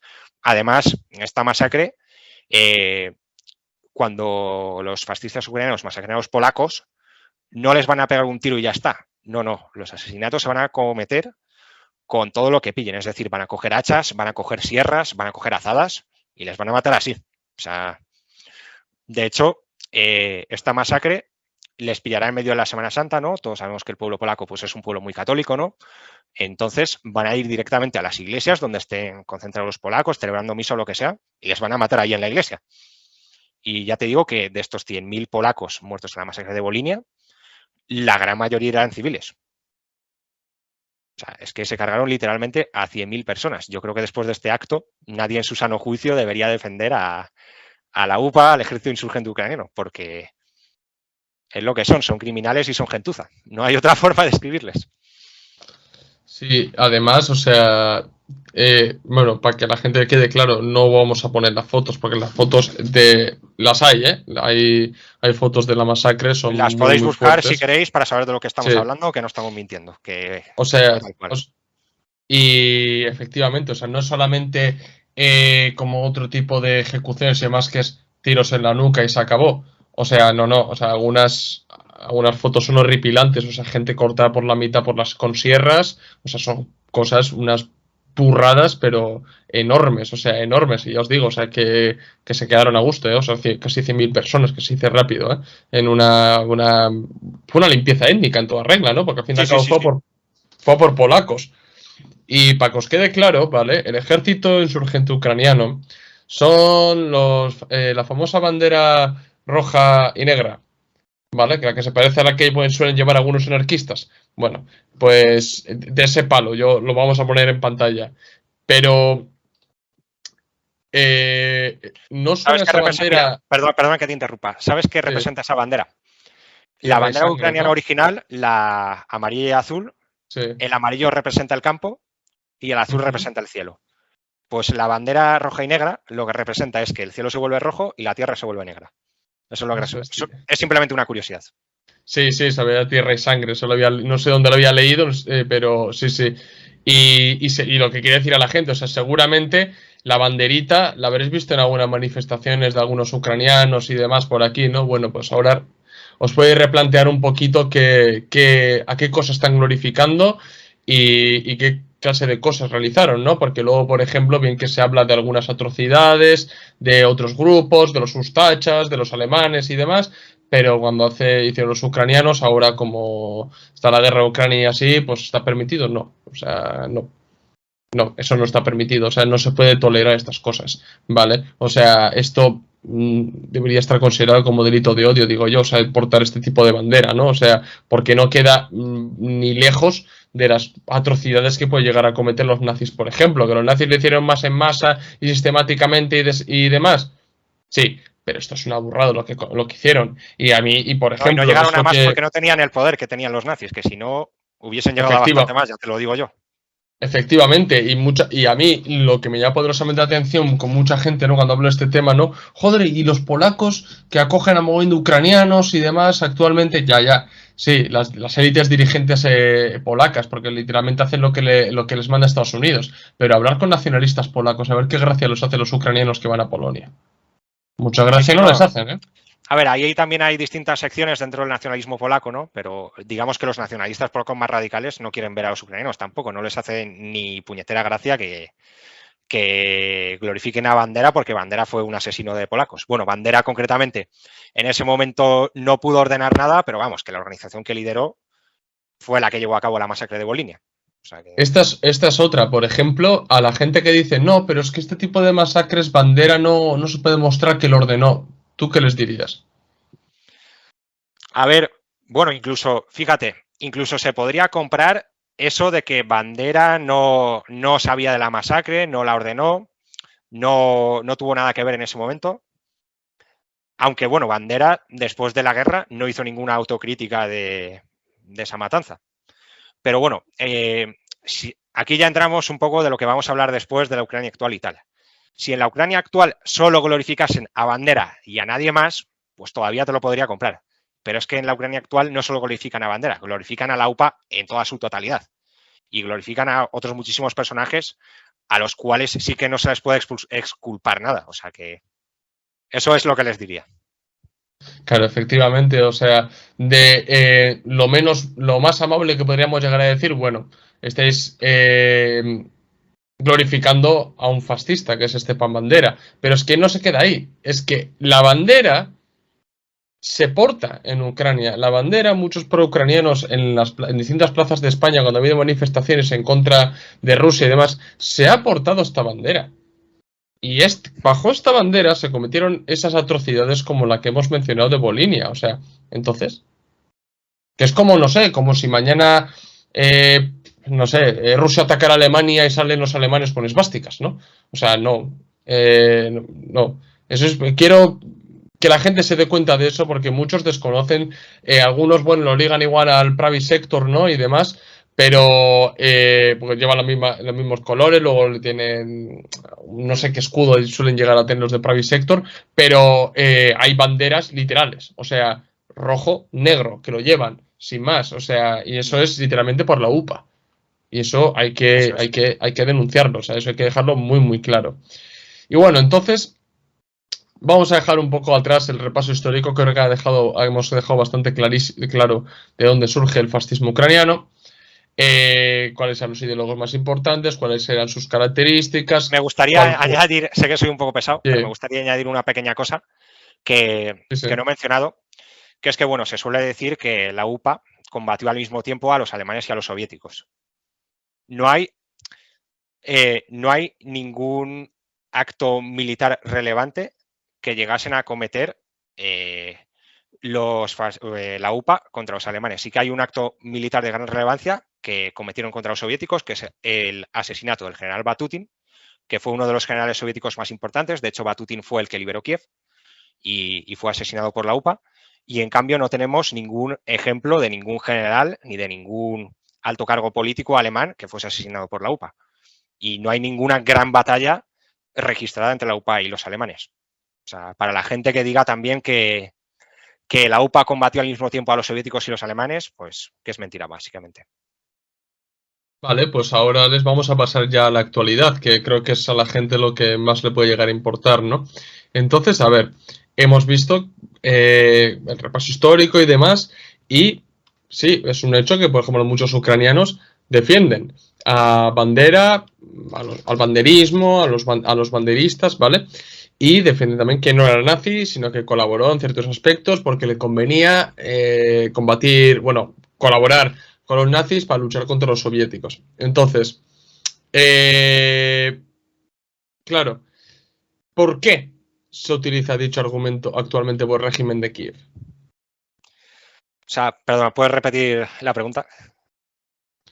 Sí, o sea, que muchos ucranianos actualmente defienden que el banderismo y demás, y Bandera, que no eran nazis, sino que más bien, bueno, que colaboraron por ciertos aspectos estratégicos para liberar Ucrania, ¿no? Sí. Entonces, ¿por qué crees que utilizan ese argumento los ucranianos? ¿Por qué crees que existe esa necesidad, ¿no? De limpiar la cara a Bandera y sus seguidores o a la UPA mismo? ¿Por qué crees que existe esa necesidad dentro del régimen de Kiev? Vale, pues lo que estaba comentando, que bueno, que hay varios argumentos que se utilizan, ¿no?, para defender esta glorificación de Bandera que se hace en el Estado ucraniano. Principalmente lo que se suele decir es que es una forma de construir una identidad distinta a Rusia. Pero es que la identidad ucraniana, por lo menos en el sentido de la memoria histórica de la Segunda Guerra Mundial, es exactamente la misma que la rusa. Lo que hemos hablado antes, en la UPA lucharon 100.000 ucranianos, en el Ejército Rojo lucharon 7 millones. Es que el Día de la Victoria pertenece tanto a Rusia como a Ucrania como al resto de repúblicas soviéticas. Entonces, yo no creo que sea por eso. Bueno, tiene que ver con eso también, tiene que ver también con alejarse de Rusia en el ámbito geopolítico, ¿no? Pero yo sí que opino que tiene que ver con la ideología, ¿no? Porque después del Maidán, en el Maidán tuvieron un peso muy importante los grupos de extrema derecha, los grupos abiertamente no nazis. Y estos grupos, aunque a lo mejor fuesen una minoría cuantitativamente, impusieron su programa al resto. Y tras el golpe de Estado que fue el Euromaidán en 2014, los que llegaron al poder comenzaron la glorificación de Bandera. Porque al final acabaron asumiendo la ideología de estos grupos. Si lo que hemos comentado antes, si solo se tratase de intentar alejarse de Rusia, hay un montón de figuras nacionalistas ucranianas, de las que he mencionado antes, de anteriores a los años 20, que defendían un nacionalismo ucraniano que no era de extrema derecha, que era incluso de centro izquierda, y podrían coger a cualquiera de estas figuras. Podrían coger a, yo que sé, a Grushevsky, podrían coger a Vinichenko, podrían coger a cualquier otro ideólogo o literato de principios del siglo XX, pero no, prefieren coger al personaje más polémico que pueda haber, que es Stepan Bandera. Entonces, eso, No, sí que tiene que ver la ideología. Los que llevan a cabo esta glorificación o comparten partes de las ideas de Bandera, o concretamente los que imponen esta glorificación a Bandera no comparten esas ideas de Bandera, pero los que les presionan sí que las comparten y les obligan a adoptar estas políticas. entonces, ¿tú crees realmente que esa glorificar a Bandera, lavarle la cara y demás, emana del sello, ¿no?, que imprimió el Euromaidán al Estado actual ucraniano? ¿Tú crees que es por eso, o sea, prácticamente de esa esencia, de ese movimiento, de quiénes fueron las fuerzas motrices que llevaron a cabo eso? Yo creo que sí. Bueno, el primer intento de glorificación de Bandera y de todos estos personajes comienza un poco antes, comienza en la Revolución Naranja con Yushchenko, que fue el presidente que llegó con la Revolución Naranja, que fue el primero, ¿no?, que saca el debate también de si estos personajes eran héroes o villanos, etcétera, etcétera. Y de hecho, Yushchenko, prácticamente al final de su mandato, en 2010, llega a nombrar a Bandera héroe nacional. Lo que pasa es que después gana las elecciones Yanukovych, que era el candidato prorruso, y una de las primeras medidas que hace es quitarle ese título de héroe de Ucrania, que por cierto el título de héroe de Ucrania es la máxima condecoración militar que puede conceder el Estado ucraniano, o sea que es la medalla más importante que te pueden dar. Y Yanukovych, pues lo que hizo al llegar al poder fue quitarla. Que por cierto, el argumento que esgrimió Yanukovych para quitarle la medalla a Bandera no fue que fuese un fascista ni que colaborase con los nazis, fue que fue un ciudadano polaco. Porque es que es verdad, o sea, Bandera técnicamente nunca llegó a ser ciudadano de Ucrania ni llegó a ser ciudadano de la Unión Soviética. O sea, que en ese sentido Yanukovych era un auténtico genio. Pero bueno, lo que pasa es que la gran mayoría de partidos proeuropeos moderados, que podríamos decir, antes del Euromaidán, no defendían las ideas que defienden ahora. Es decir, antes del Euromaidán, por ejemplo, defendían hasta cierto punto promover el ucraniano por encima del ruso, pero no defendían perseguir el ruso. Y en el caso de lo que respecta a la memoria histórica, o bien eran ambiguos respecto a la figura de Stepan Bandera, o bien incluso directamente, por mucho que se quisiesen alejar de Rusia y acercarse a la Unión Europea, consideraban que los héroes de Ucrania eran los ucranianos que lucharon en el Ejército Rojo. No sé si has visto esas fotos, pero hay fotos de antes de 2014 de varios políticos proeuropeos moderados, como puede ser Yulia Timoshenko, como puede ser Poroshenko, que salen celebrando el Día de la Victoria con una cinta de San Jorge aquí, que para la gente que no sepa, la cinta de San Jorge es un símbolo de la victoria sobre el fascismo, es un símbolo de la victoria de la Unión Soviética sobre el fascismo, vamos. Incluso Abakov, que para la gente que no sepa Abakov, siendo ministro del Interior después del Euromaidán, fue el principal patrocinador de todos los grupos ultraderechistas, de todas las milicias ultraderechistas. Pues Abakov tiene fotos de antes de 2014 llevando una cinta de San Jorge y felicitando a veteranos por el Día de la Victoria. Claro, ¿qué pasa? Que tras Euromaidán, los grupos que sí que eran radicales de verdad imponen su ideología a estas formaciones que en teoría eran más moderadas. Y estas formaciones moderadas asumen su discurso. Y realmente es por eso. O sea, en mi opinión, sí que es por no solo por una cuestión ideológica, pero al contrario de lo que la gente dice, que le resta importancia a la ideología y dice que es simplemente por una cuestión de identidad, en mi opinión, la ideología sí que tiene bastante que ver. La ideología y el hecho de que estos grupos fuesen realmente los que llevaron la batuta durante el Euromaidán, realmente los vencedores de ese pulso, porque es que lo fueron, son los que han impuesto esta glorificación. Sí, yo opino absolutamente igual, ¿eh? O sea, es verdad, por ejemplo, un amigo me decía, bueno, Jerry, ¿no crees, por ejemplo, de que llevan las figuras, bueno, glorifican este tipo de personajes porque realmente Ucrania es una nación moderna en el sentido que ha nacido hace poco y que no tienen personajes nacionales importantes y demás? Pero es que es lo que has dicho tú, es que entonces, ¿por qué no reivindicar, por ejemplo, personajes de la República Democrática Ucraniana que, que surgió en la guerra civil? O otros, o poetas ucranianos, o yo qué sé. No, tenéis que glorificar a personajes abiertamente nazis, a una banda terrorista que cometió matanzas en Bolinia, que colaboró con los nazis y demás, o sea, a esa gente. No había otros personajes ucranianos. No, yo también estoy contigo en este sentido. Yo creo que es literalmente, está condicionado por cómo acabó surgiendo eso que se llama régimen de Kiev, ¿no? Es decir, ese estado que acaba conformándose después del Euromaidán y debido a quiénes son las fuerzas motrices que llevan a cabo ese Euromaidán. Entonces, claro, queramos o no, o sea, eso lo empapa, eso nuevo que acaba surgiendo de ahí viene determinado por esas fuerzas motrices que empujan el Euromaidán hacia adelante. Eso es. Que son gente abiertamente fascista, son gente banderista. Luego habrá más pro Hitler, pues sí, seguramente. O habrá gente que simplemente es un nacionalista rollo hooligan, pues seguramente que sí también. Pero la esencia es banderismo puro, que lo que hemos estado explicando a lo largo de este vídeo. Y bueno, Alex, ya para ir terminando y voy a dejar la pregunta gorda ya para el final, que es lo que creo que la que más va a interesar a la gente. A ver, ¿hay nazis en Ucrania? ¿Y qué peso tienen dentro del Estado y las Fuerzas Armadas ucranianas? La respuesta es sí. Bueno, hay un argumento que se utiliza mucho, ¿no? Que es que los nazis no tienen ningún peso en Ucrania porque en las últimas elecciones solo obtuvieron un diputado de 450. Claro, en realidad esta afirmación tiene trampa porque aquí lo primero que tenemos que determinar es qué consideramos nosotros como fascistas y qué consideramos nosotros como ultraderecha, porque también el fascismo y la ultraderecha no es exactamente lo mismo, porque el fascismo es una ideología bien definida y la ultraderecha es un término genérico que se utiliza para definir a todos los movimientos que estén a la derecha de la derecha moderada, digamos.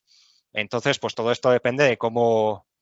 Claro, si solo consideramos como fascistas a aquellos que tengan una esvástica tatuada en el pecho, pues obviamente esa gente en el Parlamento va a tener pocos diputados. Pero claro, por ejemplo, ¿Por qué te dicen que en las últimas elecciones la ultraderecha solo sacó un diputado? Porque Svoboda, que es el partido que tradicionalmente se ha considerado como fascista en Ucrania, sacó un diputado.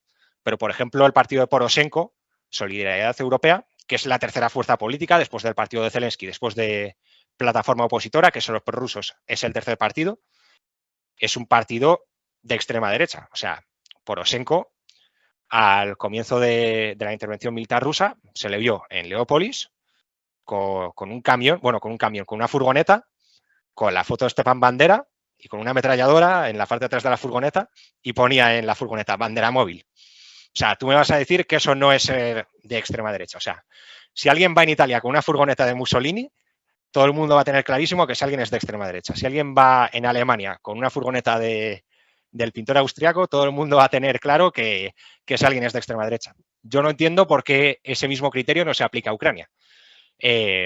Luego también, si nos fijamos en los últimos procesos electorales que ha habido en Ucrania, que son las elecciones de 2012, que son las últimas elecciones que hubo antes del Maidán, las elecciones de 2014, que son las primeras que hubo después del Maidán, y las elecciones de 2019, vemos que en las elecciones de 2012, Svoboda consigue lo que Svoboda es el partido abiertamente fascista, digamos, que mejores resultados electorales ha obtenido en Ucrania, porque luego hay más, luego está Pravi Sector, etcétera, etcétera, pero Svoboda es el principal partido que ha tenido éxito en las elecciones, ¿no?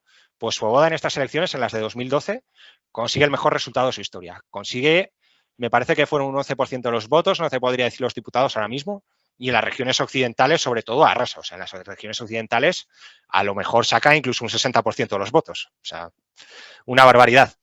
Y si miramos luego los resultados de las elecciones de 2014, sí que vemos que Svoboda baja bastante, sí que vemos que los partidos que hasta ese momento eran considerados fascistas bajan bastante, ¿pero por qué? Por lo que he comentado antes, porque las formaciones proeuropeas moderadas, que antes eran proeuropeas moderadas, asumen el discurso de los partidos fascistas. En el ámbito del culto a Stepan Bandera, en el ámbito de la persecución al ruso. Y entonces, pues claro, estos partidos simplemente ocupan el hueco que antes ocupaban los partidos fascistas y estos partidos fascistas ya no tienen un nicho donde pescar.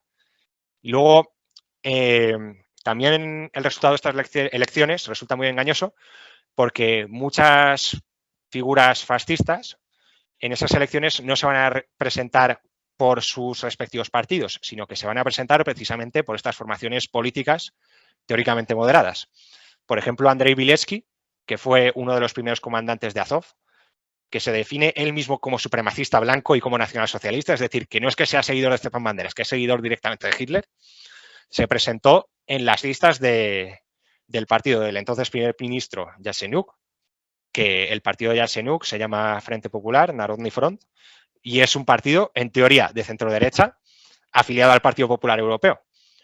El hijo de Roman Shухevich, Yuri Shухevich, que Roman Shухevich era otro histórico nazi ucraniano de la Segunda Guerra Mundial, amigo íntimo de Bandera, también se presentará por otro partido que en teoría era más moderado, que era el Partido Radical de Oleg Kliasko. Es decir, que no nos dejemos engañar tampoco por lo que en teoría son los resultados electorales, ¿no? Y lo que dicen unos partidos que son cuando son otra cosa, en realidad. Luego las elecciones... Sí. Además, una cosa quiero decir, o sea, yo creo que es falso, ¿no? Intentar analizar la situación de X movimiento en cuanto a unas elecciones. Por ejemplo, un ejemplo bien clarito. Vamos a ver, las elecciones generales, lo tengo aquí. Elecciones generales de Italia, 1921. Es que ni aparece Mussolini.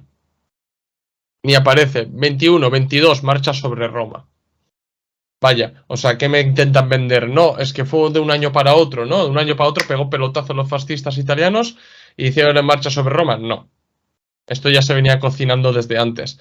¿Qué pasa? Que no tenían fuerza electoral.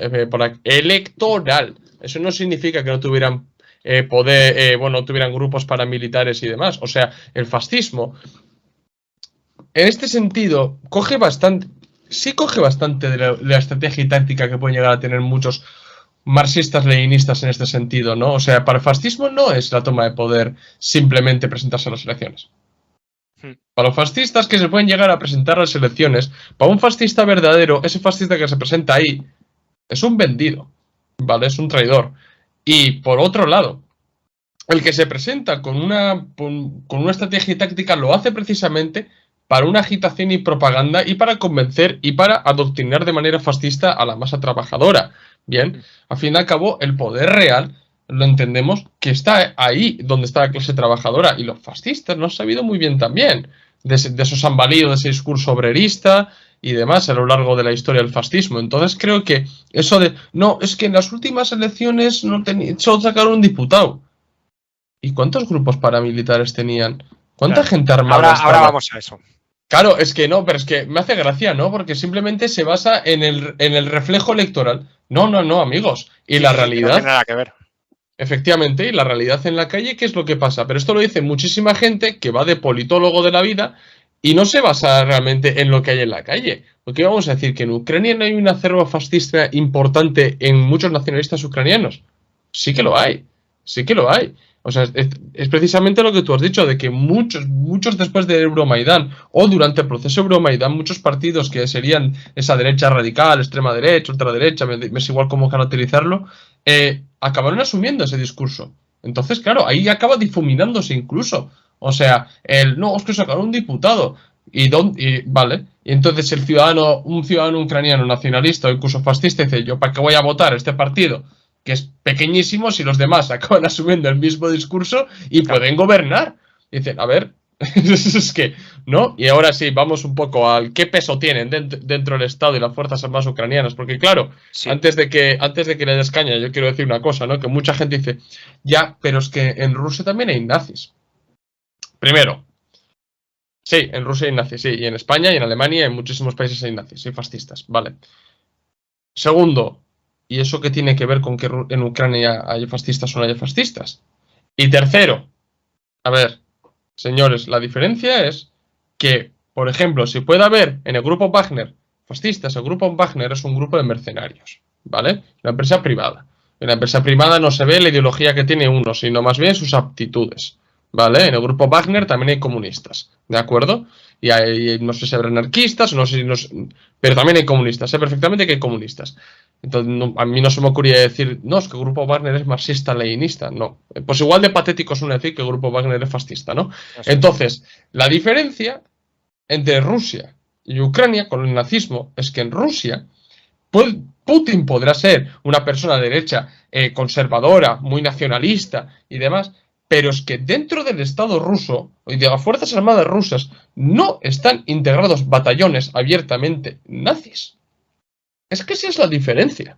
Bien, entonces, y ahora sí te dejo a ti, ¿qué peso tienen dentro del Estado y las Fuerzas Armadas ucranianas los fascistas? Bueno, creo que más o menos has comentado parte de lo que, bueno, con lo que acabas de decir, acabas de responder en parte a tu propia pregunta, ¿no? Después del Euromaidán pasa que no todos aceptan los resultados de ese golpe de Estado, ¿no? Entonces, pues en Crimea pasa lo que pasa, hay una serie de protestas, luego en Crimea sí que se produce una intervención militar directa rusa, y luego en el Donbass, pues la gente tampoco acepta el resultado, en el Donbass y en el sureste de Ucrania en general, pero sobre todo en el Donbass, y claro, la gente sale a la calle, nacen las repúblicas populares y estas repúblicas acaban escapando al control de Kiev. Entonces Kiev lanza una operación militar para recuperar estas repúblicas. Y ahí se encuentran con un problema que es que el ejército ucraniano en ese momento estaba en la mierda, no se me ocurre otra palabra, y claro, entonces mandan a las tropas ahí y hay muchas tropas, hay muchos soldados que ni siquiera quieren disparar, no quieren luchar, no quieren disparar contra su propio pueblo. Hay un vídeo que es de cuando empieza la guerra en Kramatorsk, donde me parece que es la 25 División Aerotransportada. Los soldados entregan su material militar, sus blindados a los rebeldes y ya está, y desertan. Y claro, entonces el Estado ucraniano se encontró con eso, se encontró con que el ejército estaba en muy malas condiciones y entonces esos grupos que participaron en el Euromaidán, esos grupos fascistas que derrocaron a Yanukovych, los rescatan y con esos grupos forman los llamados batallones de voluntarios, que algunos batallones de estos acabarán siendo batallones de defensa territorial y otros acabarán siendo batallones integrados en la Guardia Nacional, que es un cuerpo de gendarmería dependiente del Ministerio del Interior. Entonces, pues estos batallones son los que a todos nos suenan, como Azov, etcétera, etcétera. Dentro de estos batallones hay algunos que tienen una ideología nacionalista, quizás no tan claramente neonazi, como podría ser el batallón Donbass, y otros que son claramente neonazis, como el batallón Azov, que directamente en su propia bandera lleva un sol negro, que un sol negro pues es un símbolo nazi. Entonces, pues realmente el problema en Ucrania no es el peso electoral que tengan los neonazis, que ya hemos hablado que por lo menos en las elecciones de 2019, bueno, no llegamos a hablar de las elecciones de 2019, pero en las elecciones de 2019 es verdad que el resultado que obtiene la ultraderecha es muy pobre.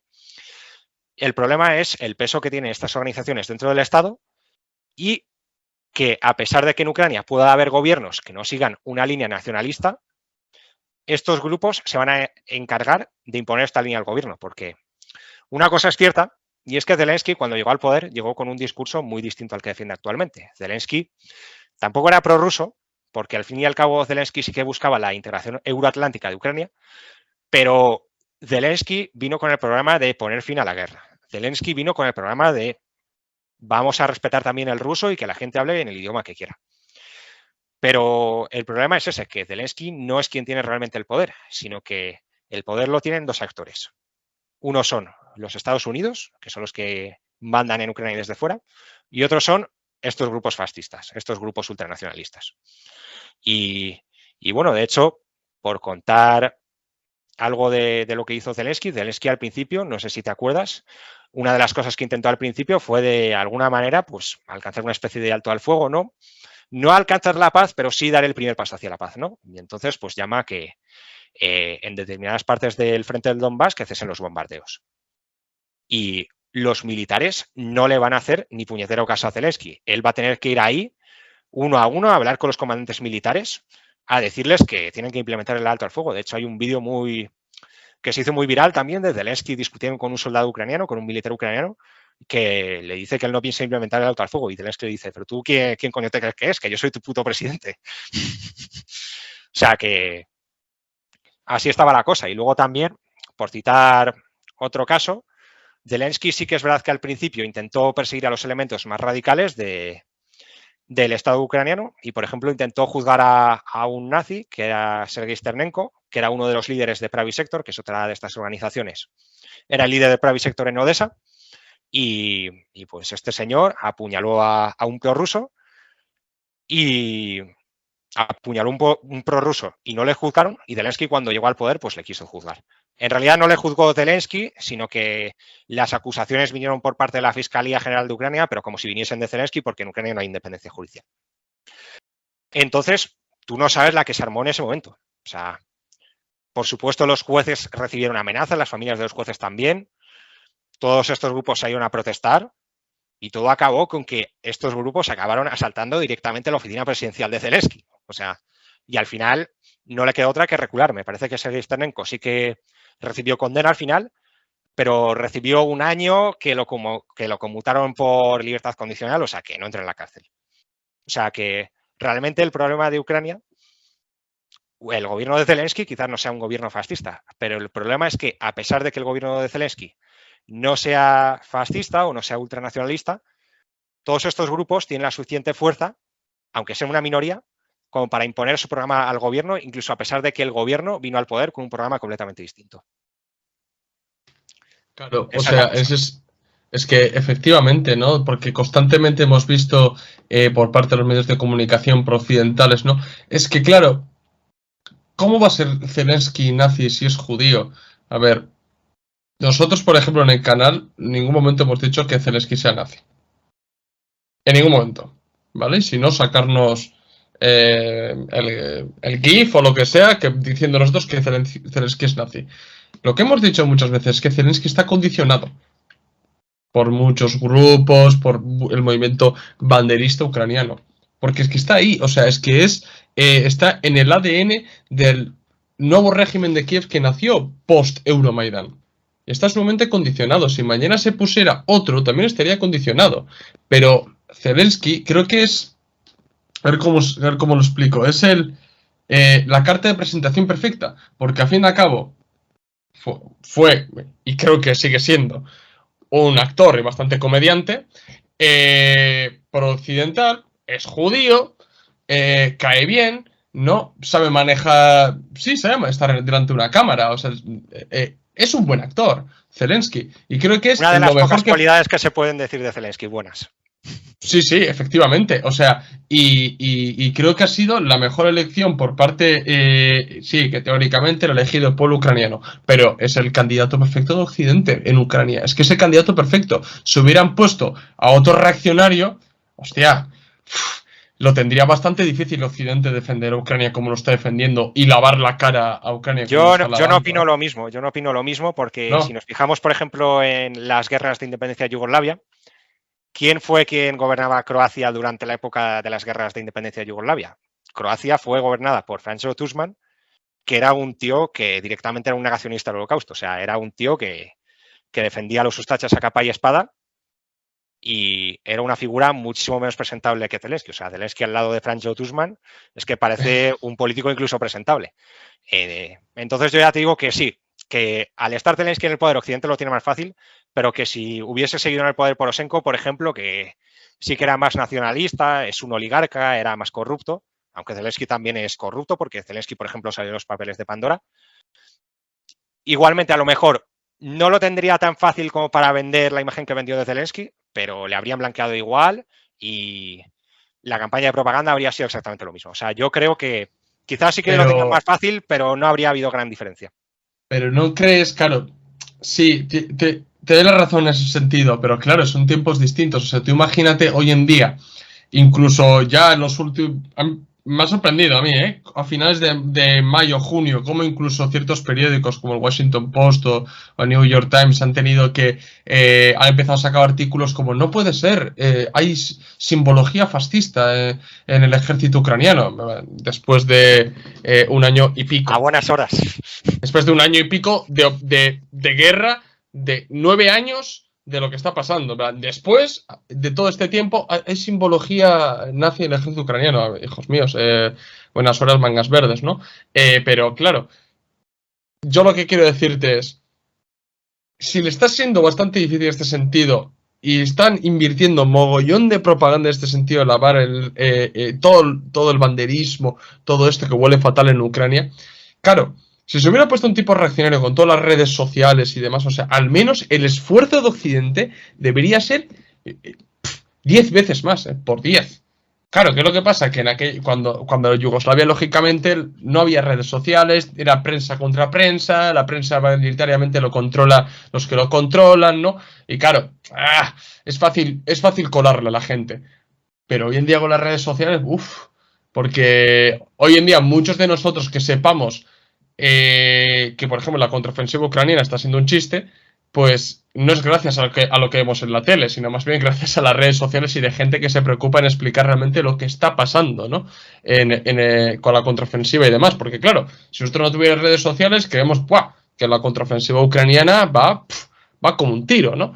Y vemos que no es cierto. Pero ¿cómo sabemos eso? Realmente por esa, las redes sociales y demás, porque bueno, las redes sociales tienen sus cosas buenas y tienen sus cosas malas, pero entre sus cosas buenas es que tienes fuentes secundarias y hay gente que se lo ocurra, ¿no? Entonces, bueno, más o menos yo iba por ahí, ¿no? Pero entiendo lo que dices, ¿eh? Entiendo lo que dices en parte. Y bueno, Alex, creo que estamos muy a gusto, creo que está saliendo una entrevista fenomenal, pero tenemos que ir ya Sí, sí, sí. terminando.